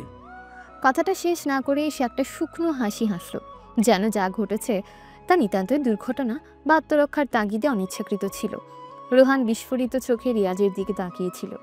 তার মুখ হা হয়ে গিয়েছিল বিস্ময়ে। এই সেই রিয়াজ যে সবসময় মাথা নিচু করে থাকতো, তার মধ্যে এত শক্তি আর ক্ষিপ্রতা লুকানো ছিল। তুই তুই এটা কি করলি? অবাক হয়ে বলল রোহান। রিয়াজ রোহানের কাঁধ ঝাঁকিয়ে বলে, আরে আসলে ভয় পেয়ে গিয়েছিলাম তো, তাই হয়তো ভারসাম্য রাখতে পারিনি, তাই এমন হয়ে গেল। তাদের আশেপাশে দাঁড়িয়ে থাকা ছাত্রছাত্রীরা ফিসফিস করছিল। তাদের চোখে অবিশ্বাস আর কৌতূহল। শান্ত রিয়াজের এই অপ্রত্যাশিত রূপ দেখে অনেকেই হতবাক। অন্যদিকে ভিড়ের একপাশে দাঁড়িয়ে সোনালি সব কিছু দেখছিল। তার মুখ বিস্ময়ে পাথর হয়ে গিয়েছিল।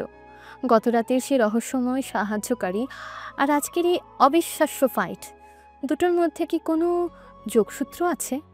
রিয়াজের মধ্যে সে যে ক্ষিপ্রতা আর কৌশল দেখল, তা কোনো সাধারণ ছাত্রের হতে পারে না। তার মনে সন্দেহ দানা বাঁধতে শুরু করলো। এটা কি সত্যি শুধু ভাগ্য?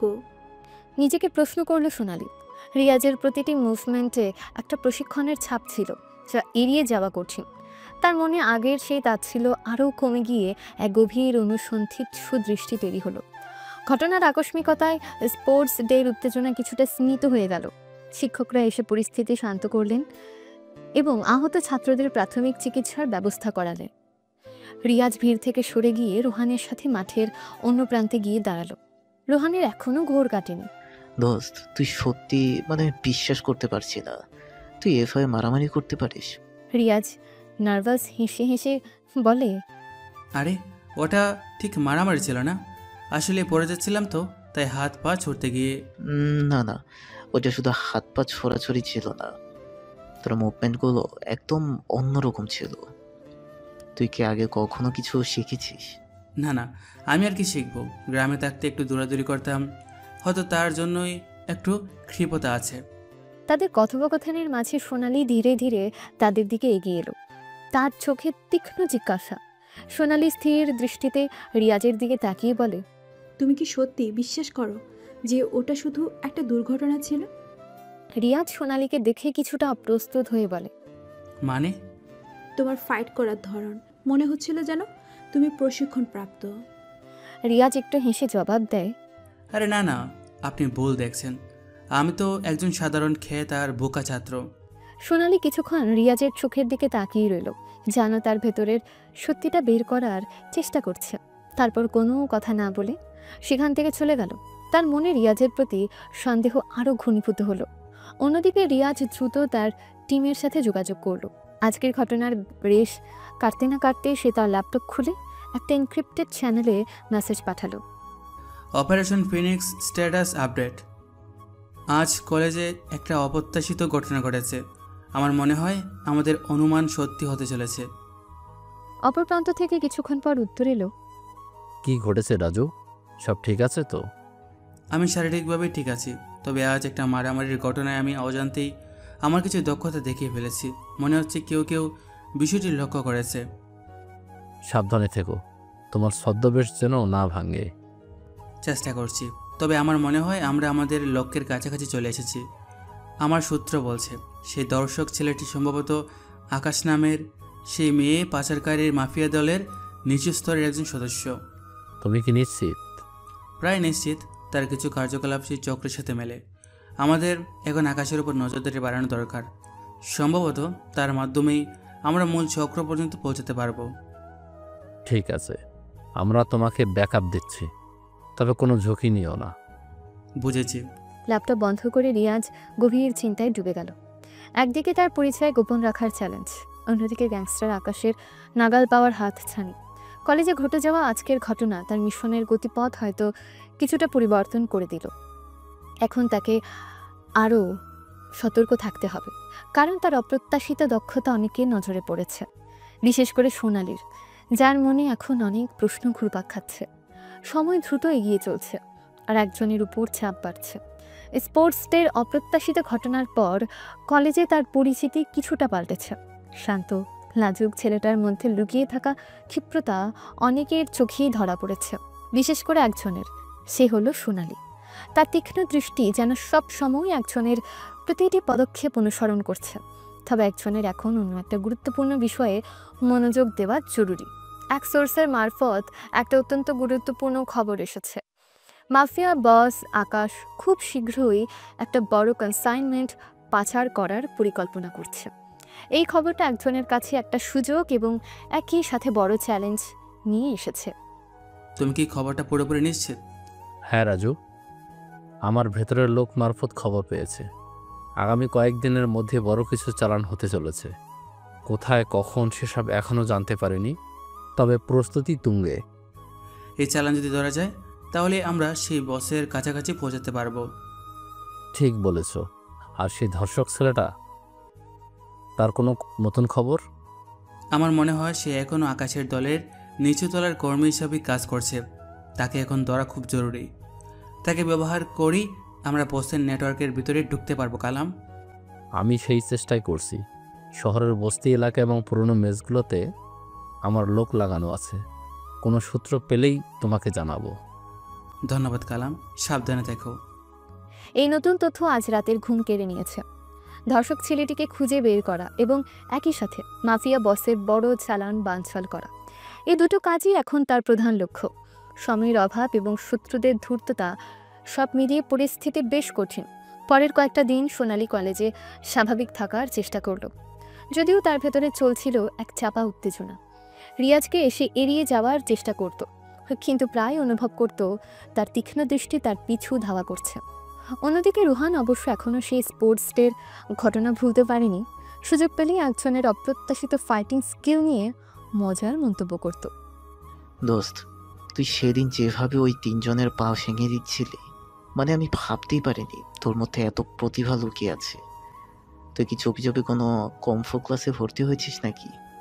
দূর, এসব কিছু না, আসলে পড়ে যাচ্ছিলাম তো তাই। ডাবল দূর, তুই মিথ্যে বলছিস। আমি নিজের চোখে দেখেছি তোর মুভমেন্টগুলো একদম ব্রুসলির মতো। তাদেরই হালকা কথাবার্তার মধ্যেও রিয়াজের মন ছিল অন্যদিকে। সে রাতের বেলা একটা ঝুঁকিপূর্ণ অপারেশনের পরিকল্পনা করছিল।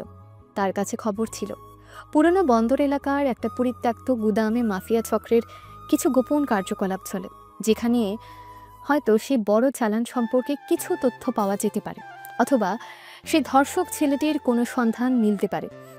রাতে যখন শহরের আলো ঝিমিয়ে আসে, একজন আবার তার ছদ্মবেশ ধারণ করে। পুরনো জ্যাকেট, মাফলার আর মাথায় একটা টুপি, যাতে সহজে কেউ তাকে চিনতে না পারে। কাউকে সে জানায়নি কোথায় যাচ্ছে, শুধু বলেছিল জরুরি কিছু কাজ আছে। পুরনো বন্দর এলাকার দিকে সরু অন্ধকার রাস্তা ধরে সে সাবধানে এগিয়ে যাচ্ছিল। জায়গাটা দিনের বেলাতেও নির্জন থাকে, আর রাতে যেন ভুতুড়ে এক নীরবতা নেমে আসে। ভাঙা জাহাজ, মরিচ ধরা কন্টেইনার আর পরিত্যক্ত গুদাম, সব মিলিয়ে একটা রহস্যময় পরিবেশ। সে তার সোর্সের দেওয়া ম্যাপ অনুযায়ী একটা নির্দিষ্ট গুদামের দিকে এগিয়ে গেল। গুদামটা বাইরে থেকে তালাবন্ধ ছিল, তবে ভেতরে হালকা আলোর আভাস দেখা যাচ্ছিল। তার মানে ভেতরে কেউ আছে। সে সন্তর্পণে গুদামের পেছনের দিকে গেল। একটা ভাঙা জানালার ফাঁক দেখতে পেল। সাবধানে উঁকি মারতেই তার হৃদস্পন্দন বেড়ে গেল। ভেতরে কয়েকজন লোক ব্যস্তভাবে কিছু বড় কাঠের বাক্স লোড করছিল। তাদের মধ্যে সে ধর্ষক ছেলেটিকেও দেখা গেল। সে অন্যদের সাথে সমান তালে কাজ করছে। সে বুঝতে পারল এটাই সেই চালান হতে পারে, আর ছেলেটা এখানেই আছে। এখন তাকে ভেতরে ঢুকে কিছু তথ্য সংগ্রহ করতে হবে এবং সুযোগ পেলে ছেলেটিকে ধরার চেষ্টা করতে হবে। সে জানালার ভাঙা অংশ দিয়ে সাবধানে ভেতরে ঢোকার চেষ্টা করল, কিন্তু পুরনো কাঠ মরমর করে উঠল। ভেতরের একজন লোক শব্দ শুনতে পেয়ে ঘুরে তাকালো। কে ওখানে? সে আর লুকানোর চেষ্টা করল না। সে দ্রুত জানালার ফাঁক দিয়ে ভেতরে ঝাঁপিয়ে পড়ল। এই, তোকে তো আগে কখনো দেখিনি। মুহূর্তের মধ্যে গুদামের ভেতরে উত্তেজনা ছড়িয়ে পড়ল। 4-5 জন লোক তাদের কাজ ফেলে রিয়াজের দিকে তেড়ে এলো। তাদের হাতে লোহার রড আর ধারালো অস্ত্র দেখা গেল। সে বুঝতে পারল পরিস্থিতি তার পরিকল্পনার বাইরে চলে গেছে। সে একা এবং শত্রুদের সংখ্যা বেশি, কিন্তু পিছু হটার আর কোনো সুযোগ নেই। প্রথম আক্রমণকারী তার দিকে লোহার রড ঘোরালো। রিয়াজ দ্রুত সরে গিয়ে রডটা ধরল এবং এক ঝটকায় লোকটার হাত থেকে কেড়ে নিল। তারপর সেই রড দিয়ে লোকটার পায়ে সজোরে আঘাত করল। লোকটা আহ করে চেঁচিয়ে উঠল। অন্য দুজন একসাথে একজনের দিকে ঝাঁপিয়ে পড়ল। একজন ছুরি দিয়ে আঘাত করতে এলে রিয়াজ তার হাত ধরে ফেলল এবং কনুইয়ের আঘাতে তার মুখ ঘুরিয়ে দিল। তৃতীয়জন পেছন থেকে আক্রমণ করতে এলে সে দ্রুত ঘুরে তার পেটে লাথি মারল। গুদামের ভেতরে একটা ছোটোখাটো ফাইট শুরু হয়ে গেল। রিয়াজের প্রতিটি মুভমেন্ট ছিল দ্রুত এবং কার্যকর। স্পোর্টস ডের সে অপ্রত্যাশিত ক্ষিপ্রতা যেন আজ আরও ভয়ঙ্কর রূপে দেখা গেল। তবে শত্রুদের সংখ্যা বেশি হওয়ায় তাকে বেশ বেগ পেতে হচ্ছিল। এক পর্যায়ে সেই ধর্ষক ছেলেটিও এগিয়ে এলো। তার হাতে একটা ধারালো কাঁচের ভাঙা বোতল, তার চোখে মুখে হিংস্রতা। তুই কে? এখানে কি চাস? রিয়াজ বুঝতে পারল এই ছেলেটি তার প্রধান লক্ষ্য। তাকে জীবিত ধরতে হবে। যখন ছেলেটি আঘাত করার জন্য হাত তুলল, রিয়াজ এক পলকে তার হাত ধরে ফেলল এবং অন্য হাত দিয়ে তার কবজিতে সজোরে আঘাত করল। বোতলটা ছিটকে পড়ে ভেঙে গেল। ছেলেটা ব্যথায় কুঁকড়ে ওঠার আগেই রিয়াজ তাকে জাঁপটে ধরল এবং এক খেচকা টানে মাটিতে ফেলে দিল। তারপর দ্রুত তার হাত দুটো পিচ মরা করে পাততে শুরু করলো তার কাছে থাকা প্লাস্টিকের কেবল টাই দিয়ে। ঠিক সেই মুহূর্তে গুদামের দরজা ভেঙে কয়েকজন লোক ভেতরে ঢুকলো, তাদের হাতে বন্দুক। আমরা পুলিশ, কেউ নড়বে না। রিয়াজ অবাক হয়ে দেখলো দরজার দিকে একজন এবং তার দলবল দাঁড়িয়ে আছে। তার মানে একজন তার উপর নজর রাখছিল এবং বিপদ বুঝতে পেরেই পুলিশ নিয়ে হাজির হয়েছে। গুদামের ভেতরে মুহূর্তের মধ্যে বিশৃঙ্খলা সৃষ্টি হলো। বন্দুকের মুখে বাকি মাস্তানরা পালানোর চেষ্টা করলো, কিন্তু পুলিশ দ্রুত তাদের ঘিরে ফেলল। রিয়াজ তখনও সে ধর্ষক ছেলেটিকে ধরে রেখেছে। রাজু, তুমি ঠিক আছো? হ্যাঁ ঠিক আছে, তবে এরা কারা? আমরা খবর পেয়েছিলাম এখানে কিছু অবৈধ কার্যকলাপ চলছে, তাই হানা দিয়েছিলাম। তুমি এখানে কি করছিলে?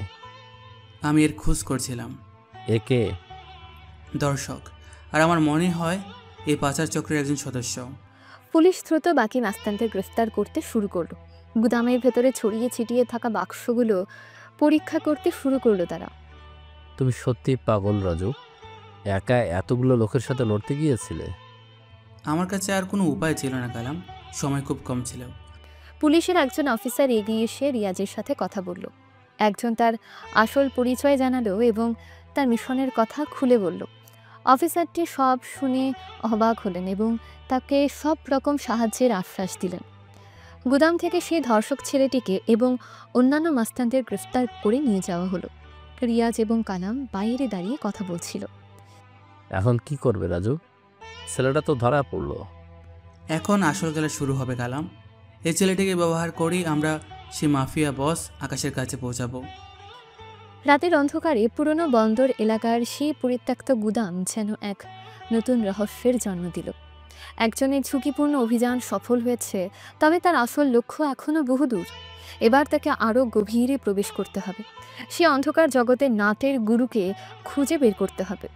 সেন্ট জেভিয়ার্স কলেজের বিশাল লাইব্রেরি, সারি সারি বইয়ের স্তব্ধতা আর পুরনো কাগজের মিষ্টি গন্ধ এক শান্ত স্নিগ্ধ পরিবেশ তৈরি করে। রিয়াজ একটা নির্জন কোণে বসে কিছু রেফারেন্স বইয়ে ডুবেছিল। তার ল্যাপটপে নোট নিচ্ছিল। কিছুক্ষণ আগে থেকেই আকাশ কালো করে বৃষ্টি নামতে শুরু করেছে, আর বাতাসের শো শো শব্দ জানালার কাঁচ ভেদ করে ভেসে আসছিল। হঠাৎ লাইব্রেরির অন্য প্রান্ত থেকে কারো পায়ের শব্দ ভেসে এলো। রিয়াজ মুখ তুলে দেখল সোনালি দ্রুত পায়ে হেঁটে একটা নির্দিষ্ট সেকশনের দিকে যাচ্ছে। তার হাতে কয়েকটা বই আর কপালে চিন্তার ভাঁজ। কিছুক্ষণ পর সোনালিও একটা খালি টেবিল খুঁজে নিয়ে পড়াশোনায় মন দিল। বৃষ্টি ক্রমশ জোরদার হতে শুরু করলো। বিদ্যুতের চমক আর মেঘের গর্জনে বাইরের জগৎ যেন হঠাৎ করে স্তব্ধ হয়ে গেল। লাইব্রেরির কর্মীরা ব্যস্ত হয়ে দরজা জানালা বন্ধ করতে শুরু করলেন। কিছুক্ষণ পর লাইব্রেরির প্রধান দরজায় তালা লাগানোর শব্দ শোনা গেল। রিয়াজ ঘড়ি দেখল, বিকেল 5টা বাজে। সাধারণত এই সময় লাইব্রেরি বন্ধ হয়ে যায়, কিন্তু বাইরে এমন দুর্যোগপূর্ণ আবহাওয়া যে যাওয়ার কোনো উপায় নেই। হঠাৎ সোনালি একটা বইয়ের জন্য উঁচু শেলফের দিকে হাত বাড়ালো, কিন্তু নাগাল পেল না। বইটা প্রায় তার মাথার উপরের তাকে রাখা ছিল। উফ! বিরক্তি প্রকাশ করে সোনালি কিছুক্ষণ চেষ্টা করছিল, কিন্তু ব্যর্থ হলো। রিয়াজ তার টেবিল থেকে উঠে দাঁড়ালো। যদি কিছু মনে না করেন, আমি কি আপনাকে সাহায্য করতে পারি? সোনালির চমক ভাঙল। সে এতক্ষণ নিজের চেষ্টাতেই মগ্ন ছিল যে আশেপাশে আর কেউ আছে খেয়ালই করেনি। রিয়াজকে দেখে তার মুখটা সামান্য কঠিন হয়ে গেল। না ধন্যবাদ, আমি নিজেই পারবো, ঠান্ডা স্বরে বলল সোনালি, যদিও তার চোখে মুখে স্পষ্ট হতাশার ছাপ ছিল। রিয়াজ কিছুক্ষণ দাঁড়িয়ে রইল, তারপর আলতো হেসে বলল, আসলে আমার মনে হয় ওটা একটু বেশি উঁচুতে রাখা আছে। এই বলে সে এগিয়ে গেল এবং এক টানে বইটা শেলফ থেকে নামিয়ে সোনালির হাতে দিল। সোনালি অনিচ্ছা সত্ত্বেও বইটা নিল। তাদের চোখাচোখি হলো এক মুহূর্তের জন্য। সোনালির চোখে এক ধরনের কৃতজ্ঞতা খেলে গেল, যা রিয়াজের নজর এড়ালো না। ধন্যবাদ, খুব আস্তে করে বলল সোনালি, যেন কথাটা তার মুখ থেকে বের হতে চাইছে না। কোনো ব্যাপার না। স্নেহের হাসি হেসে বলল রিয়াজ। বাইরে তখনও তুমুল বৃষ্টি। লাইব্রেরির নিস্তব্ধতা আরও গাঢ় হলো। অন্য যারা ছিল তারাও সম্ভবত বৃষ্টির জন্য আটকা পড়েছে এবং নিজেদের মতো সময় কাটাচ্ছে। কিছুক্ষণ নীরবতার পর সোনালি হঠাৎ মুখ খুলল। তুমি কি সব সময় এত শান্ত থাকো? রিয়াজ একটু অবাক হলো। এই প্রথম সোনালি তার সাথে স্বাভাবিকভাবে কথা বলছে। আসলে আমার মনে হয় বেশি কথা বলার মতো কিছু থাকে না সব সময়। সোনালির কণ্ঠে কৌতূহল। রিয়াজ সামান্য অপ্রস্তুত হলো। আসলে পরিস্থিতিটাই তেমন ছিল, নিজের লোকদের বাঁচাতে গিয়ে। তোমার নিজের লোক?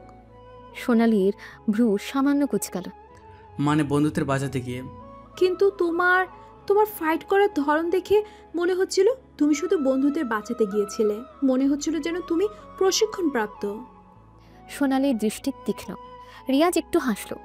আপনি বোধহয় বেশি সিনেমা দেখেন। সোনালিও হালকা হাসল। এই প্রথম রিয়াজের সাথে তার এমন সহজ স্বাভাবিক কথোপকথন হচ্ছে। হয়তো, কিন্তু আমার মনে হয় তোমার মধ্যে আরও কিছু লুকানো আছে যা তুমি দেখাচ্ছ না। সোনালির কণ্ঠস্বর রহস্যময়। রিয়াজ কিছুক্ষণ সোনালির দিকে তাকিয়ে রইল। তার চোখে এক ধরনের গভীরতা দেখতে পেল। সব মানুষের মধ্যেই কিছু না কিছু লুকানো থাকে, তাই না? ধীরে ধীরে বলল রিয়াজ। বাইরে বিদ্যুতের আরেকটা চমক। লাইব্রেরির আলো মুহূর্তের জন্য নিভে গেল, আর তারপর আবার জ্বলে উঠল। সোনালি সামান্য কেঁপে উঠল। তুমি কি ভয় পাচ্ছ? জিজ্ঞেস করলো রিয়াজ। সোনালি সঙ্গে সঙ্গে নিজেকে সামলে নিল। ভয়? আমি কখনো না। যদিও তার কণ্ঠস্বরে দৃঢ়তার অভাব ছিল। আসলে ওই ঝগড়াটা একটু অপ্রত্যাশিত। হ্যাঁ, তবে আমার মনে হয় কিছুক্ষণ পর থেমে যাবে। আশ্বস্ত করার সুরে বলল রিয়াজ। আবার নীরবতা নেমে এলো। দুজনেই বাইরের বৃষ্টির শব্দ শুনছিল। হঠাৎ সোনালি আবার কথা বলল। তুমি গ্রামের ছেলে, তাই না? হ্যাঁ। এখানে একা থাকো? হ্যাঁ। সোনালি কিছুক্ষণ চুপ থেকে বলল, গ্রামের জীবন কেমন? শান্ত সবুজ। শহরের মতো এত কোলাহল নেই, তবে সুযোগের অভাব আছে। তাহলে তুমি কেন এখানে এসেছো? রিয়াজ কিছুক্ষণ চুপ থেকে বলল, কিছু স্বপ্ন আছে যা শহরেই পূরণ করা সম্ভব। কি সেই স্বপ্ন? রিয়াজ তার দিকে তাকালো। এই প্রথম সোনালি সত্যিই তার সম্পর্কে জানতে চাইছে বলে মনে হলো। আসলে আমি মানুষের সাহায্য করতে চাই, যারা বিপদে আছে তাদের পাশে দাঁড়াতে চাই। অস্পষ্টভাবে উত্তর দিল রিয়াজ। তার আসল উদ্দেশ্য গোপন রাখল। সোনালি কিছুক্ষণ রিয়াজের মুখের দিকে তাকিয়ে রইল। তার সরলতা যেন তাকে কিছুটা ভাবিয়ে তুলল। তুমি সত্যি অদ্ভুত। অদ্ভুত? হ্যাঁ, তোমার মধ্যে একটা অন্যরকম ব্যাপার আছে যা এই কলেজের আর কারো মধ্যে নেই। হয়তো আপনি ভুল দেখেছেন। না, আমি ভুল দেখছি বলে মনে হয় না। বাইরে বৃষ্টির বেগ কিছুটা কমে এলো। মেঘের গর্জনও আগের চেয়ে শান্ত। বলল রিয়াজ, মনে হচ্ছে বৃষ্টি থামছে। হ্যাঁ। সোনালি জানালা দিয়ে বাইরের দিকে তাকালো। আবার নীরবতা। কিন্তু এই নীরবতা আগের মতন অস্বস্তিকর নয়, বরং এক ধরনের হালকা উষ্ণতা যেন দুজনের মধ্যে বিরাজ করছিল। হঠাৎ সোনালি তার ব্যাগ থেকে একটা ছোট জলের বোতল বের করে রিয়াজের দিকে এগিয়ে দিল। তুমি কি পানি খাবে? রিয়াজ সামান্য অবাক হলো। ধন্যবাদ বলে বোতলটা নিল। জল পান করার সময়ই তাদের চোখাচোখি হলো। সোনালির চোখে এক ধরনের স্নিগ্ধতা দেখতে পেল রিয়াজ, যা আগে কখনো দেখেনি। বৃষ্টি পুরোপুরি থেমে গেল। আকাশ পরিষ্কার হতে শুরু করলো, আর সূর্যের আলো লাইব্রেরির জানালার কাঁচ ভেদ করে এসে পড়ল।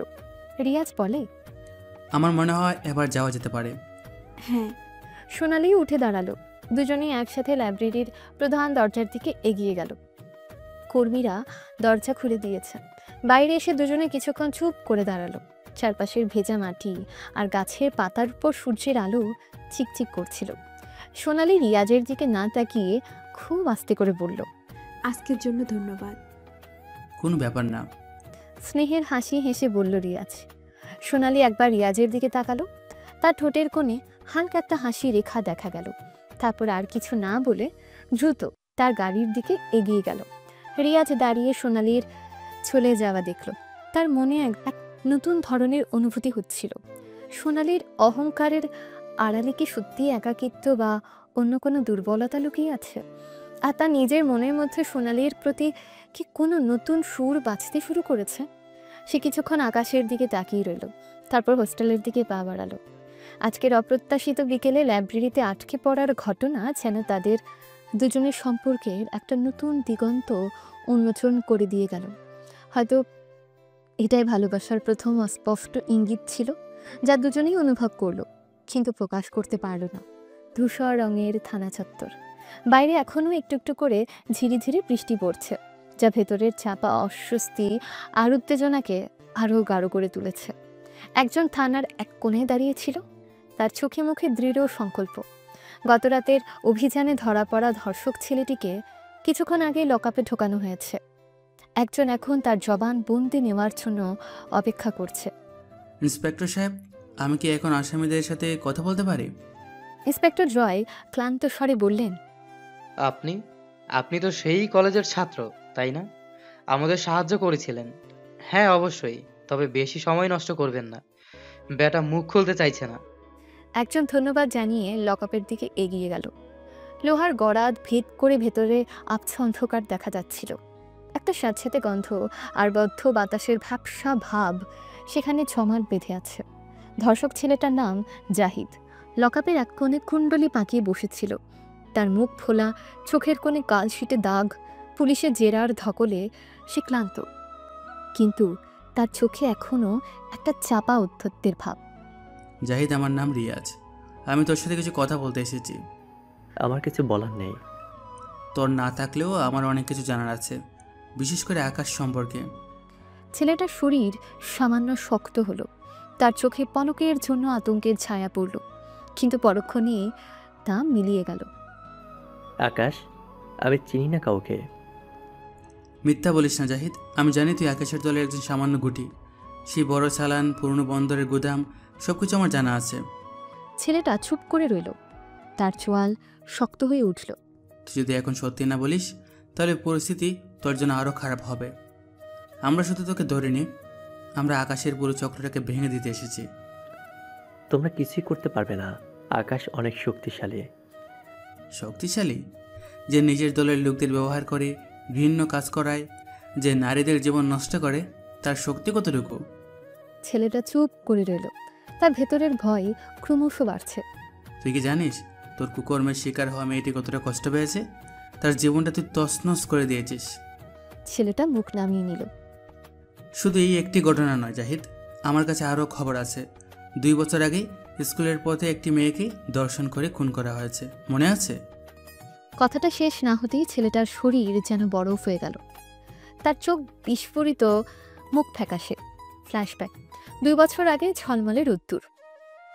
স্কুলের পথে হেঁটে যাচ্ছে বছর 14 এক কিশোরী, নাম রেশমা। তার পিঠে স্কুলের ব্যাগ, চোখে ভবিষ্যতের রঙিন স্বপ্ন। রাস্তার দুপাশে সবুজ গাছপালা, পাখির কলকাকলি। রেশমা গুনগুন করে গান গাইছিল। হঠাৎ একটা নির্জন গলির মুখ থেকে একটা ছায়া বেরিয়ে এলো। একটা ছেলের নাম। হিংস্র দৃষ্টিতে রেশমার দিকে তাকিয়েছিল। তার চোখে লালসা আর পশুত্বের ঝিলিক। ছেলেটা দ্রুত রেশমার কাছে এগিয়ে এলো, তার মুখ চেপে ধরল। রেশমা প্রথমে হতভম্ব হয়ে গেল, তারপর বাঁচার জন্য আপ্রাণ চেষ্টা করতে শুরু করলো। তার হাত পা ছুটতে লাগলো, কিন্তু ছেলেটার শক্তিশালী হাতের বাঁধন আলগা হলো না। ছেলেটা রেশমাকে টেনে হিঁচড়ে গলির ভেতর নিয়ে গেল। প্লিজ প্লিজ আমার সাথে এটা করবেন না। রেশমার কণ্ঠস্বর কান্নায় ভেঙে যাচ্ছিল, তার চোখ ভয়ে বিস্ফারিত। চুপ কর। ধর্ষক গর্জে উঠল, তার মুখ লালচে হয়ে উঠেছে পাশবিক কামনায়। আমার আমার খুব ভয় লাগছে, দয়া করে ছেড়ে দিন আমায়।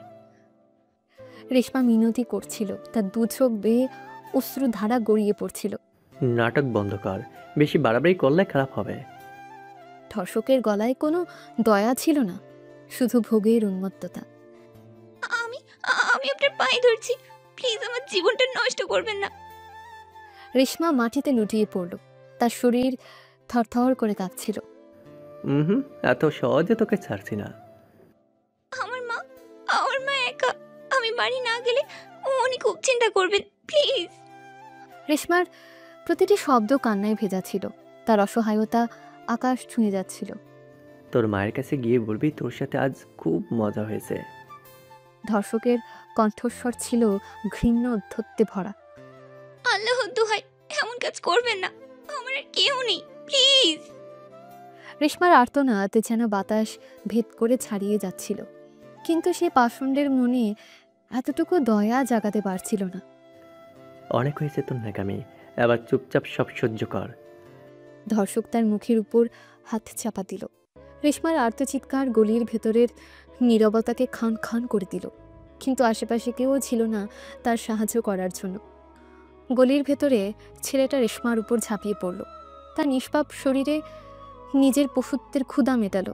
রেশমা কাঁদতে কাঁদতে বাঁচার আকুতি জানালো, কিন্তু ছেলেটার কানে সে আকুতি পৌঁছালো না। ধর্ষণের পর নিজের কুকর্মের চিহ্ন লুকানোর জন্য ছেলেটা রেশমার নিথর দেহটিকে গলা টিপে হত্যা করল। তারপর তার স্কুলে ব্যাগ আর বইপত্র রাস্তার পাশে ফেলে দিয়ে পালিয়ে গেল। রেশমার স্বপ্ন ভরা চোখ চিরতরে বন্ধ হয়ে গেল।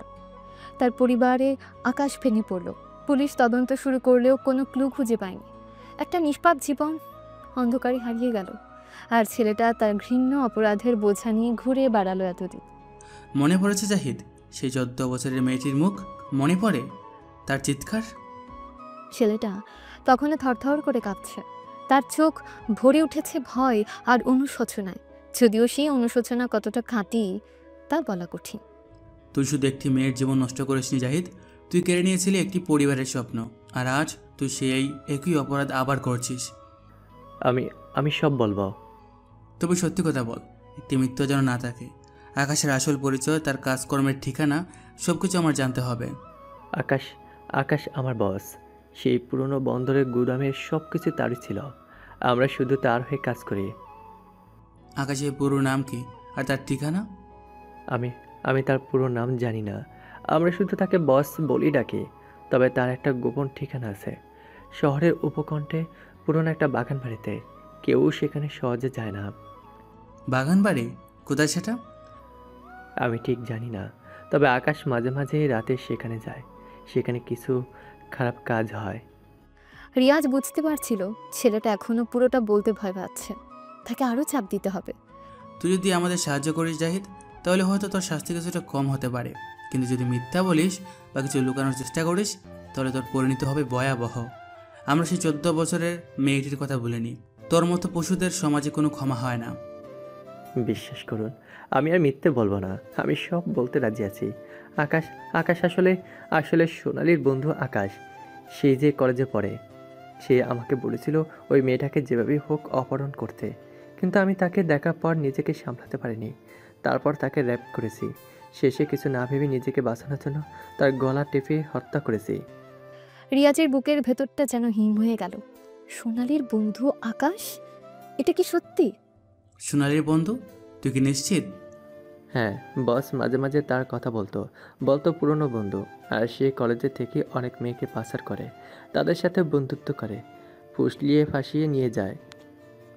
রিয়াজের মাথায় যেন আকাশ ভেঙে পড়ল। সেই মিশুক হাসি খুশি ছেলেটা আকাশ, যে সোনালির সাথে সবসময় দেখা যেত, সে একজন মাফিয়া বস, ধর্ষক, নেই পাচারি। 2 বছর আগের সেই নৃশংস হত্যাকাণ্ডের সাথেও তার যোগসূত্র আছে। রিয়াজ বুঝতে পারছিল ছেলেটা পুরোটা জানে না আকাশের ব্যাপারে, অথবা বলতে ভয় পাচ্ছে। কিন্তু সোনালির বন্ধুর নাম উঠে আসায় তার মন কঠিন হয়ে গেল। বিশ্বাসঘাতকতার একটা ঠান্ডা স্রোত তার রক্তে বইতে শুরু করলো। ইন্সপেক্টর সাহেব, আমার মনে হয় আমরা একটা বড়সড় জালে পা দিয়েছি। এই আসামির কাছ থেকে আকাশের ব্যাপারে আরও তথ্য বের করুন।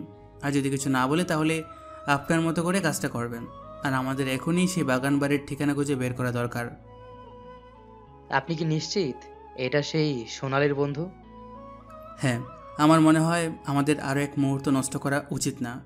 থানার ভেতরের চাপা উত্তেজনার মুহূর্তে একটা ঝড় তোলার পূর্বাভাস দিল। রিয়াজের মনে তখন একটাই প্রতিজ্ঞা, সত্যকে যেভাবেই হোক সামনে আনতেই হবে, এমনকি যদি তার জন্য পরিচিত কারো মুখোশ খুলে ফেলতে হয়। বিশ্বাসঘাতকতার বিষ কতটা গভীরে ঢুকে গেছে তা জানার সময় এসেছে। আর সেই 2 বছর আগের নিষ্পাপ আত্মার শান্তি ফেরানোর লড়াই এবার আরও কঠিন মোড় নিল। এদিকে কিছুদিন ধরে সোনালি কলেজে আসছে না, কোথায় যেন গায়েব হয়ে গেল। অন্যদিকে শহরের নির্জন প্রান্তে পুরনো দিনের জৌলুস হারানো এক বিশাল বাগান বাড়ি, কালের সাক্ষী হয়ে দাঁড়িয়ে থাকা মলিন প্রাসাদ, যার আনাচে কানাচে লুকিয়েছিল অন্ধকার জগতের এক ঘৃণ্য কারবার। রাতে নিস্তব্ধতা ভেঙে কয়েকটা গাড়ির আগমন, প্রত্যেকটা যেন এক একটা শিকারী নিঃশব্দে এগিয়ে চলেছে তাদের লক্ষ্যের দিকে। রিয়াজ এবং তার চৌকস দল, যাদের চোখে অপরাধের বিষ নামানোর দৃঢ় প্রতিজ্ঞা। আকাশে জমাট বাঁধা মেঘ, যেন প্রকৃতিরও অপেক্ষা এক ঝড়ো রাতের জন্য। এই সেই অভিশপ্ত স্থান। ইন্সপেক্টর জয়ের কণ্ঠ চাপা, রাতের নিস্তব্ধতাও যেন তীক্ষ্ণ শোনালো। তিনি চারপাশের আবছা অন্ধকার ভেদ করে বাগানবাড়ির বিশাল গেটের দিকে তাকিয়েছিলেন। রিয়াজ গভীর শ্বাস নিয়ে বলল, হ্যাঁ ইন্সপেক্টর সাহেব, জাহিদ যা বলেছিল এটাই সেই ঠিকানা। ভেতরের নিস্তব্ধতা যেন অনেক কথা বলছে। তার দৃষ্টি গেটের ওপারে আবছা হয়ে থাকা বাড়িটার দিকে স্থির। কালাম কানে লাগানো হেডফোনে মনোযোগ দিয়ে আছে। রিয়াজ, আমার কন্ট্রাক্ট ভেতরে কিছু দুর্বল কণ্ঠের কান্না শুনতে পাচ্ছে, মেয়েদের আর্তনাদ। মনে হচ্ছে মালপত্র গোছানো প্রায় শেষ। তার মুখ কঠিন হয়ে উঠল। অসহায় মেয়েগুলোর কষ্ট যেন তার নিজের হৃদয়েও রক্তক্ষরণ ঘটাচ্ছে। রিয়াজের হাতের মুঠো শক্ত হলো। আর এক মুহূর্তও দেরি করা যায় না। প্রতিটি সেকেন্ড মূল্যবান, প্রতিটি মুহূর্ত হয়তো আরও একটা মেয়ের জীবন কেড়ে নিতে পারে। সবাই তৈরি হও, আমাদের লক্ষ্য দ্বিমুখী। ভেতরে আটকে থাকা প্রতিটি নিষ্পাপ জীবনকে অক্ষত অবস্থায় উদ্ধার করতে হবে। আর এই অন্ধকার সাম্রাজ্যের অধিপতি সেই মাফিয়া বসকে জীবিত গ্রেফতার করতে হবে। রিয়াজের কণ্ঠ যেন ইস্পাতের মতো কঠিন, তার প্রতিটি শব্দে মিশে আছে সংকল্পের দৃঢ়তা। টিমের সদস্যরা নিঃশব্দে তাদের অস্ত্র পরীক্ষা করল।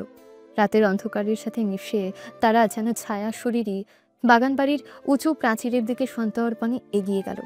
রিয়াজ এবং তার কয়েকজন অভিজ্ঞ সঙ্গী প্রাচীরের এক পুরনো দুর্বল অংশ খুঁজে বের করল। সাবধানে সেই অংশ ভেঙে তারা ভেতরে প্রবেশ করল, যেন বিষাক্ত সাপের মতো নীরবে ঢুকে গেল শত্রুর ডেরায়। মূল গেট দিয়ে জোরপূর্বক প্রবেশের দায়িত্ব পড়ল ইন্সপেক্টর জয় এবং তার দলের উপর, যারা ভারী অস্ত্রশস্ত্র নিয়ে প্রস্তুত ছিল। ভেতরে প্রবেশ করে রিয়াজ দেখল এক বিশাল চত্বর। পুরনো দিনের জৌলুস মলিন হলেও প্রাসাদোপম বাড়িটি এখনও দাঁড়িয়ে। যেন তার প্রতিটি পাথর সাক্ষী সে অন্ধকার ইতিহাসের। বাড়ির পেছনের দিকে এক বিশাল শেড, যেখানে কয়েকটা বড় ট্রাক আর ভ্যান দাঁড়িয়ে আছে, যেন কোনো ভয়াবহ যাত্রার জন্য প্রস্তুত। আশেপাশে সশস্ত্র লোকজনের আনাগোনা, তাদের চোখে মুখে পেশাদারিত্বের ছাপ, কিন্তু হৃদয়ে হয়তো লুকিয়ে আছে পশুর নৃশংসতা। রিয়াজ দ্রুত হাতে ইশারা করলো। তার অভিজ্ঞ টিম চোখের পলকেই দুটি অংশে ভাগ হয়ে গেল। একদল নিঃশব্দে শেডের দিকে এগোতে শুরু করলো, যেখানে বন্দি মেয়েরা আর্তনাদ করছে বলে খবর পাওয়া গেছে। অন্যদল বাড়ির মূল কাঠামোয় প্রবেশ করে মাফিয়া বসের অবস্থান চিহ্নিত করার চেষ্টা করবে। রিয়াজ যখন তার দলের সাথে নিঃশব্দে শেডের কাছে পৌঁছালো, ভেতরের দৃশ্য তা রক্তহীন করে দিল। সেখানে গাদাগাদি করে দাঁড়িয়ে অন্তত 20 জন তরুণী মেয়ে, প্রত্যেকের মুখ কাপড় দিয়ে বাঁধা, হাত শক্ত করে পিচ মোড়া করে দড়ি দিয়ে বাঁধা। তাদের বিস্ফারিত চোখে জমাট বেঁধে আছে সীমাহীন আতঙ্ক আর অসহায়তা। আর সে বন্দি মেয়েগুলোর মাঝে সোনালি। রিয়াজের পায়ের তলার মাটি যেন ধসে গেল। সোনালি এখানে, এই দরজায় কেন? তার মস্তিষ্কে হাজারটা প্রশ্ন একসঙ্গে ভিড় করলো, যেন ঘূর্ণিঝড়ের পূর্বাভাস। এত ঘৃণা, এত অন্ধকার, এর মাঝে সোনালি কি করে এলো? কিন্তু এখন ভাবার সময় নেই। আবেগকে প্রশ্রয় দিলে লক্ষ্যভ্রষ্ট হওয়ার সম্ভাবনা। ঠিক সেই ভয়ানক মুহূর্তে শেডের ভেতরে টহল দেওয়া এক সশস্ত্র লোক তাদের উপস্থিতি টের পেল। তার তীক্ষ্ণ চিৎকার রাতের নীরবতা খান খান করে দিল। এই তোরা কারা?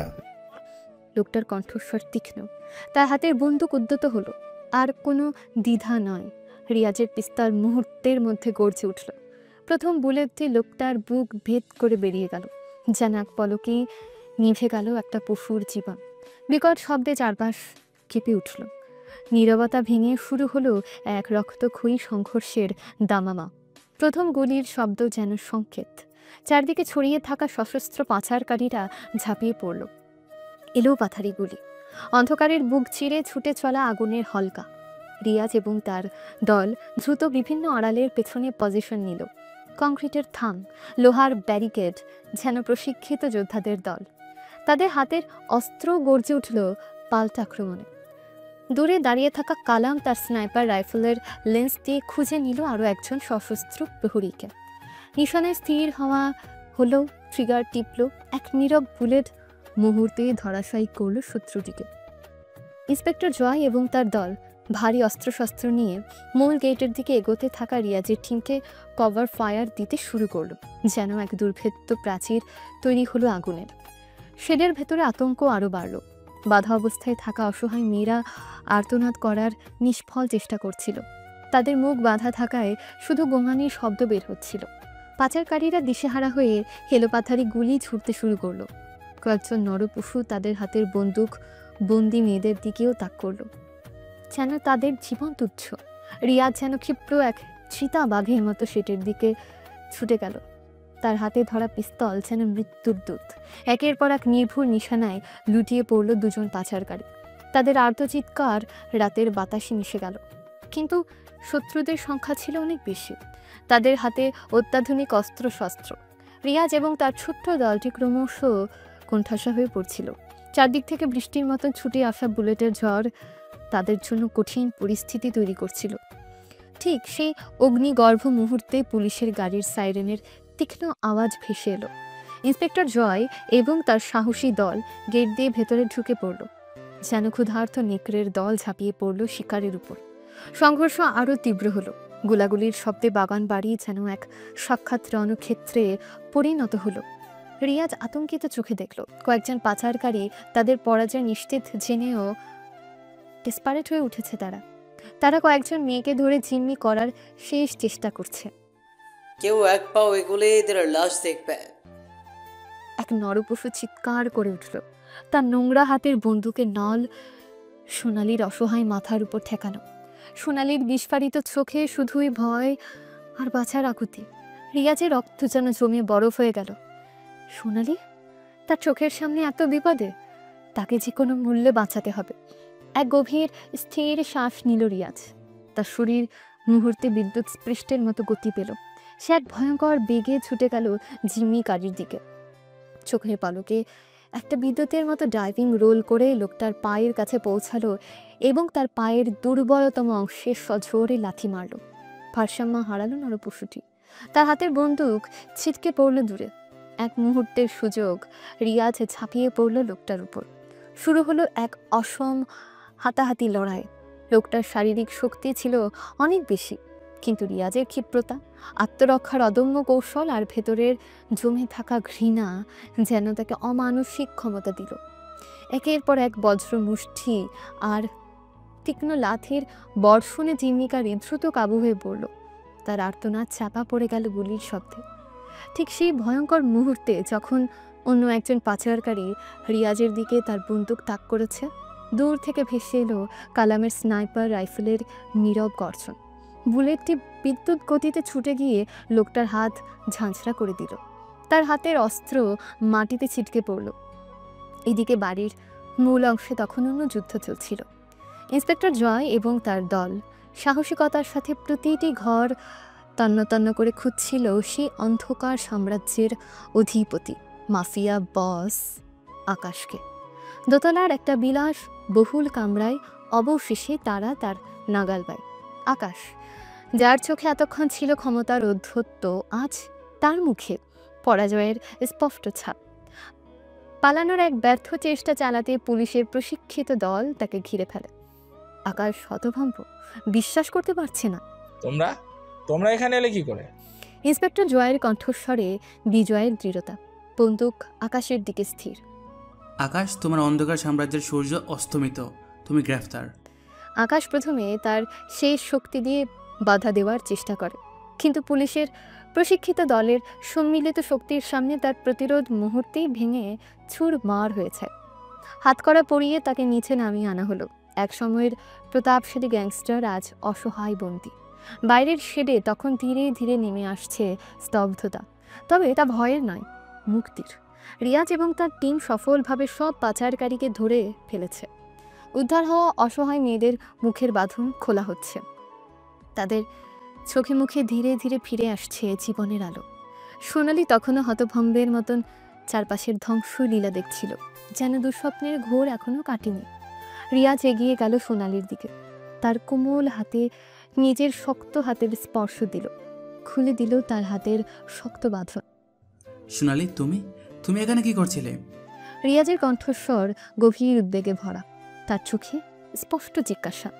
সোনালি ফ্যাল করে তাকিয়ে আছে, যেন কিছুই বুঝতে পারছে না। রিয়াজ, এটা এসব কি হচ্ছিল? তার কণ্ঠস্বর ক্ষীণ, ভয় আর বিভ্রান্তির এক অসহনীয় মিশ্রণ। রিয়াজ বুঝতে পারছিল সোনালি কিছুই জানে না। এই ভয়াবহ চক্রের শিকার সেও, হয়তো তাকেও পাচার করার জন্য ধরে আনা হয়েছিল। তুমি এখন নিরাপদ, আমরা এদের ধরে ফেলেছি। রিয়াজ শান্ত স্বরে বলল, তার চোখে সোনালির জন্য গভীর সহানুভূতি। সোনালি রিয়াজের দিকে তাকিয়ে রইল, তার বিস্ফারিত চোখে ধীরে ধীরে জমা হচ্ছিল অবিশ্বাস, তারপর এক গভীর কৃতজ্ঞতার ঝিলিক, যেন এক কঠিন দুঃস্বপ্ন থেকে জেগে উঠেছে সে। ধীরে ধীরে বাগান বাড়ির ভেতরের সে ভয়ঙ্কর বিশৃঙ্খলা শান্ত হয়ে গেল। পুলিশের গাড়ির আলোয় আলোকিত হলো প্রাঙ্গণ। পাচারকারীদের তোলা হচ্ছে পুলিশের ট্রাকে। উদ্ধার হওয়া মেয়েদের দেওয়া হচ্ছে গরম পানীয় আর কম্বল। প্রাথমিক চিকিৎসার ব্যবস্থা করা হচ্ছে। আকাশ, যার হাতে এতগুলো জীবন নষ্ট হয়েছে, তাকে নিয়ে যাওয়া হচ্ছে একটা আলাদা গাড়িতে। তার চোখে পরাজয়ের কালো ছায়া। মিশন সফল। অন্ধকার জগতের এক কুখ্যাত গ্যাংস্টারের পতন হলো। বহু নিষ্পাপ মেয়ের জীবন রক্ষা পেল। রিয়াজের দীর্ঘ এবং ঝুঁকিপূর্ণ যাত্রা অবশেষে তার সাফল্যের বন্দরে পৌঁছালো। কিন্তু সোনালির এখানে আসার কারণ, সেই রহস্য এখনও তার মনে এক গভীর ক্ষত হয়ে রইল। কেন সোনালি এখানে বন্দী ছিল? এর উত্তর তাকে খুঁজে বের করতেই হবে। সেন্ট জেভিয়ার্স কলেজের ঝলমলে প্রাঙ্গণ, কিছুদিন আগের সে ভয়ঙ্কর রাতের স্মৃতি এখনও সোনালির মনকে মাঝে মাঝে আচ্ছন্ন করে তোলে। রিয়াজের সাহসী পদক্ষেপের পর অন্ধকার জগতের জাল ছিন্ন হয়েছে। বহু মেয়ের নতুন জীবন শুরু করার সুযোগ মিলেছে। কলেজের বাতাসে এখন ছাপা গুঞ্জন। রিয়াজের আসল পরিচয় ধীরে ধীরে সকলের কাছে স্পষ্ট হচ্ছে। একজন সাধারণ ছাত্রের আড়ালে যে একজন চৌকস সিআইডি অফিসার লুকিয়েছিলেন, তা জানতে পেরে অনেকে বিস্মিত ও শ্রদ্ধাবনত। তবে সোনালিকার মনে এখনও একটা গভীর ক্ষত, আকাশের বিশ্বাসঘাতকতা। সে হাসি খুশি মিশুক বন্ধুটি কিভাবে তার সাথে এমন জঘন্য প্রতারণা করতে পারল তা ভেবে সে আজও শিউরে ওঠে। ফ্ল্যাশব্যাক কয়েক সপ্তাহ আগের এক পড়ন্ত বিকেল। সোনালি কলেজের গেটের বাইরে দাঁড়িয়ে তার গাড়ির জন্য অপেক্ষা করছিল। আকাশ হাসি মুখে তার কাছে এগিয়ে এলো। হাই সোনালি, একা দাঁড়িয়ে কোথায় যাচ্ছিস? সোনালি হেসে বলল, এই তো গাড়ির জন্য ওয়েট করছি। তুই কোথায় যাচ্ছিস? আমার এক বন্ধুর বাগান বাড়িতে একটা ছোট পার্টি আছে, অনেকদিন পর দেখা হবে, যাবি নাকি আমার সাথে? আজ থাক না আকাশ, শরীরটা তেমন ভালো লাগছে না। আরে ইয়ার, একটু ঘুরে এলে মন ভালো হয়ে যাবে, প্লিজ চল না। আমার বন্ধু তোকে দেখলে খুব খুশি হবে। আকাশের আন্তরিক অনুরোধ ফেলতে পারল না সোনালি। পুরনো বন্ধুত্বের খাতিরে রাজি হয়ে গেল সে। আকাশের গাড়িতে তারা দুজনেই রওনা হলো শহরের উপকণ্ঠের দিকে। রাস্তায় আকাশ স্বাভাবিকভাবেই হাসি ঠাট্টা করছিল, পুরনো দিনের গল্প বলছিল। সোনালির মনে সামান্যতম সন্দেহও জাগেনি। বাগান বাড়িতে পৌঁছে সোনালি কিছুটা অবাক হলো। তেমন জাঁকজমকপূর্ণ পার্টি নয়, বরং নীরব আর নির্জন পরিবেশ। আকাশ তাকে ভেতরে নিয়ে গেল। কই তোর বন্ধু আর বাকি সবাই কোথায়? আকাশ সামান্য প্রস্তুত হয়ে বলল, আসলে ওরা একটু দেরিতে আসবে, তুই বস না একটু। সোনালি একটা সোফায় বসলো। আকাশ তার জন্য পানি নিয়ে এলো। পান করার কিছুক্ষণ পরই সোনালির মাথা ঝিমঝিম করতে শুরু করলো, চারপাশ অন্ধকার লাগতে শুরু করলো। সোনালি অস্পষ্ট স্বরে বলল, আকাশ, আমার শরীরটা খারাপ লাগছে। আকাশ কুটিল হেসে বলল, হ্যাঁ একটু খারাপ তো লাগবেই ডার্লিং, চিন্তা করিস না, সব ঠিক হয়ে যাবে। তারপর আর কিচ্ছু মনে নেই সোনালির। যখন তার জ্ঞান ফিরল তখন সে আবিষ্কার করলো সে একটা অন্ধকার ঘরে বন্দি। তার হাত পা বাঁধা, চারদিকে আরো অনেক মেয়ের কান্নার আওয়াজ। ধীরে ধীরে তার মনে ভয়ঙ্কর সত্যটি স্পষ্ট হলো। আকাশ তাকে মিথ্যে বলে এখানে নিয়ে এসেছে। বর্তমান কলেজের শান্ত পরিবেশে রিয়াজ এবং সোনালি একটা নির্জন কফি শপের কোণে মুখোমুখি বসেছিল। বাইরে হালকা রোদ, কিন্তু সোনালির চোখে এখনও সেই রাতের কালো ছায়া। রিয়াজ গম্ভীর মমতায় তার দিকে তাকিয়েছিল। সোনালি, তুমি কি এখন কিছুটা ভালো বোধ করছো? সোনালি নিঃশ্বাস ফেলে বলে, হ্যাঁ রিয়াজ, তবে মাঝে মাঝে সেই রাতের কথা মনে পড়লে। তার কণ্ঠ থেমে গেল, চোখ ভিজে উঠল। আমি জানি এটা কতটা ভয়াবহ ছিল তোমার জন্য, কিন্তু বিশ্বাস করো, তুমি এখানেও, আমরা সবাই তোমার পাশে আছি। সোনালি রিয়াজের দিকে তাকিয়ে বলে, তুমি তুমি না থাকলে কি হতো আমার? আমি শুধু আমার দায়িত্ব পালন করেছি সোনালি, একজন সিআইডি অফিসারের সেটাই কাজ। CID officer? তার মানে তুমি সেই রাতেও? হ্যাঁ, আমি আসলে একটা বিশেষ মিশনে এসেছিলাম, তোমাদের কলেজে যা করেছিল সেই ব্যাপারে তদন্ত করছিলাম। কিন্তু কেন তুমি আমাদের বলনি? যদি তোমাদের আসল পরিচয় জানানো যেত তাহলে তোমাদের জীবন আরও বেশি বিপন্ন হতে পারত। আমাদের ছদ্মবেশ রক্ষা করাটা জরুরি ছিল। কিছুক্ষণ নীরবতা। সোনালি ধীরে ধীরে শান্ত হলো। সোনালি, তুমি কি আমাকে বলবে আকাশ কিভাবে তোমাকে সেখানে নিয়ে গিয়েছিল? আমাদের তদন্তের জন্য এটা খুব জরুরি। আকাশ আমার পুরনো বন্ধু ছিল, আমরা একসাথে স্কুলে পড়েছি। সেই বিকেলে সে আমাকে তার বন্ধুর বাগান বাড়িতে পার্টি দেওয়ার কথা বলে রেখেছিল। আমি বিশ্বাস করেছিলাম ওকে। আমি বুঝতে পারছি সোনালি, তোমার কষ্ট আমি অনুভব করতে পারছি। সে আমাকে পানিতে কিছু মিশিয়েছিল, আর তারপর আর আমার কিচ্ছু মনে নেই। যখন জ্ঞান ফিরল তখন আমি সেই অন্ধকার ঘরে বন্দি। তার শরীর আবার কেঁপে উঠল। আরে কেঁদো না সোনালি, সেদিন শেষ হয়ে গেছে, আকাশ তার কর্মের ফল ভোগ করবে। আমি চাই সেই শাস্তি পাক। সে শুধু আমার জীবন না, আরো কত মেয়ের জীবন নষ্ট করেছে। আমরা আইনের পথে তার উপযুক্ত শাস্তি নিশ্চিত করব। তাদের নীরবতা ভেঙে বাইরে কোলাহলের শব্দ ভেসে এলো। কলেজের কিছু ছাত্রছাত্রী তাদের দিকে তাকিয়ে ফিসফিস করছিল। মনে হচ্ছে কলেজে আমার আসল পরিচয় জানাজানি হয়ে গেছে। সোনালিও হালকা হাসলো। হ্যাঁ, কাল রাতে টিভিতে নিউজে সব দেখেছি, সবাই খুব অবাক হয়েছে। তবে সবচেয়ে বেশি অবাক হয়েছিলে তুমি, তাই না? একটু তো হয়েছিলাম। সেই খ্যাতমার্কা ছেলেটা আসলে কত কিছু। রিয়াজ চোখ টিপে বলল, প্রথম দেখায় সবাই ভুল করে সোনালি। তাদের মধ্যে এক নীরব মুহূর্ত তৈরি হলো। দুজনের চোখেই গভীর অনুভূতি। রিয়াজ আস্তে করে বলে, সোনালি।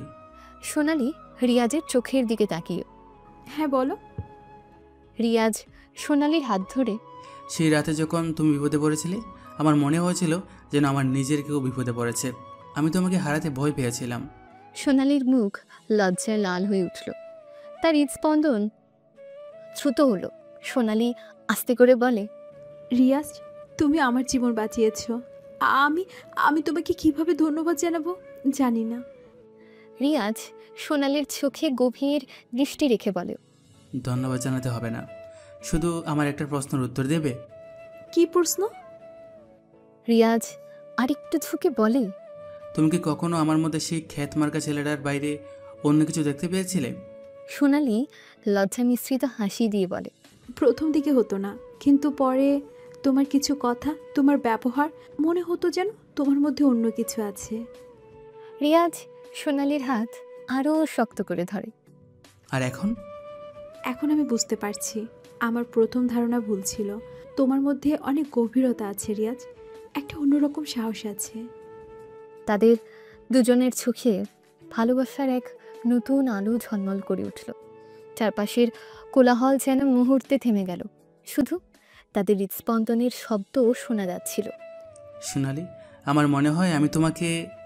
সোনালি রিয়াজের মুখের দিকে তাকিয়ে বলে, আমিও রিয়াজ। তাদের হাত আরও শক্ত করে ধরা রইল। কলেজের সেই কফি শপের নীরব কোণে জন্ম নিল এক নতুন সম্পর্কের বীজ। ভয়ঙ্কর এক রাতের শেষে ভালোবাসার প্রথম স্পর্শ। বাইরের উজ্জ্বল রোদ যেন তাদের ভেতরের আলোকে আরও বাড়িয়ে দিল।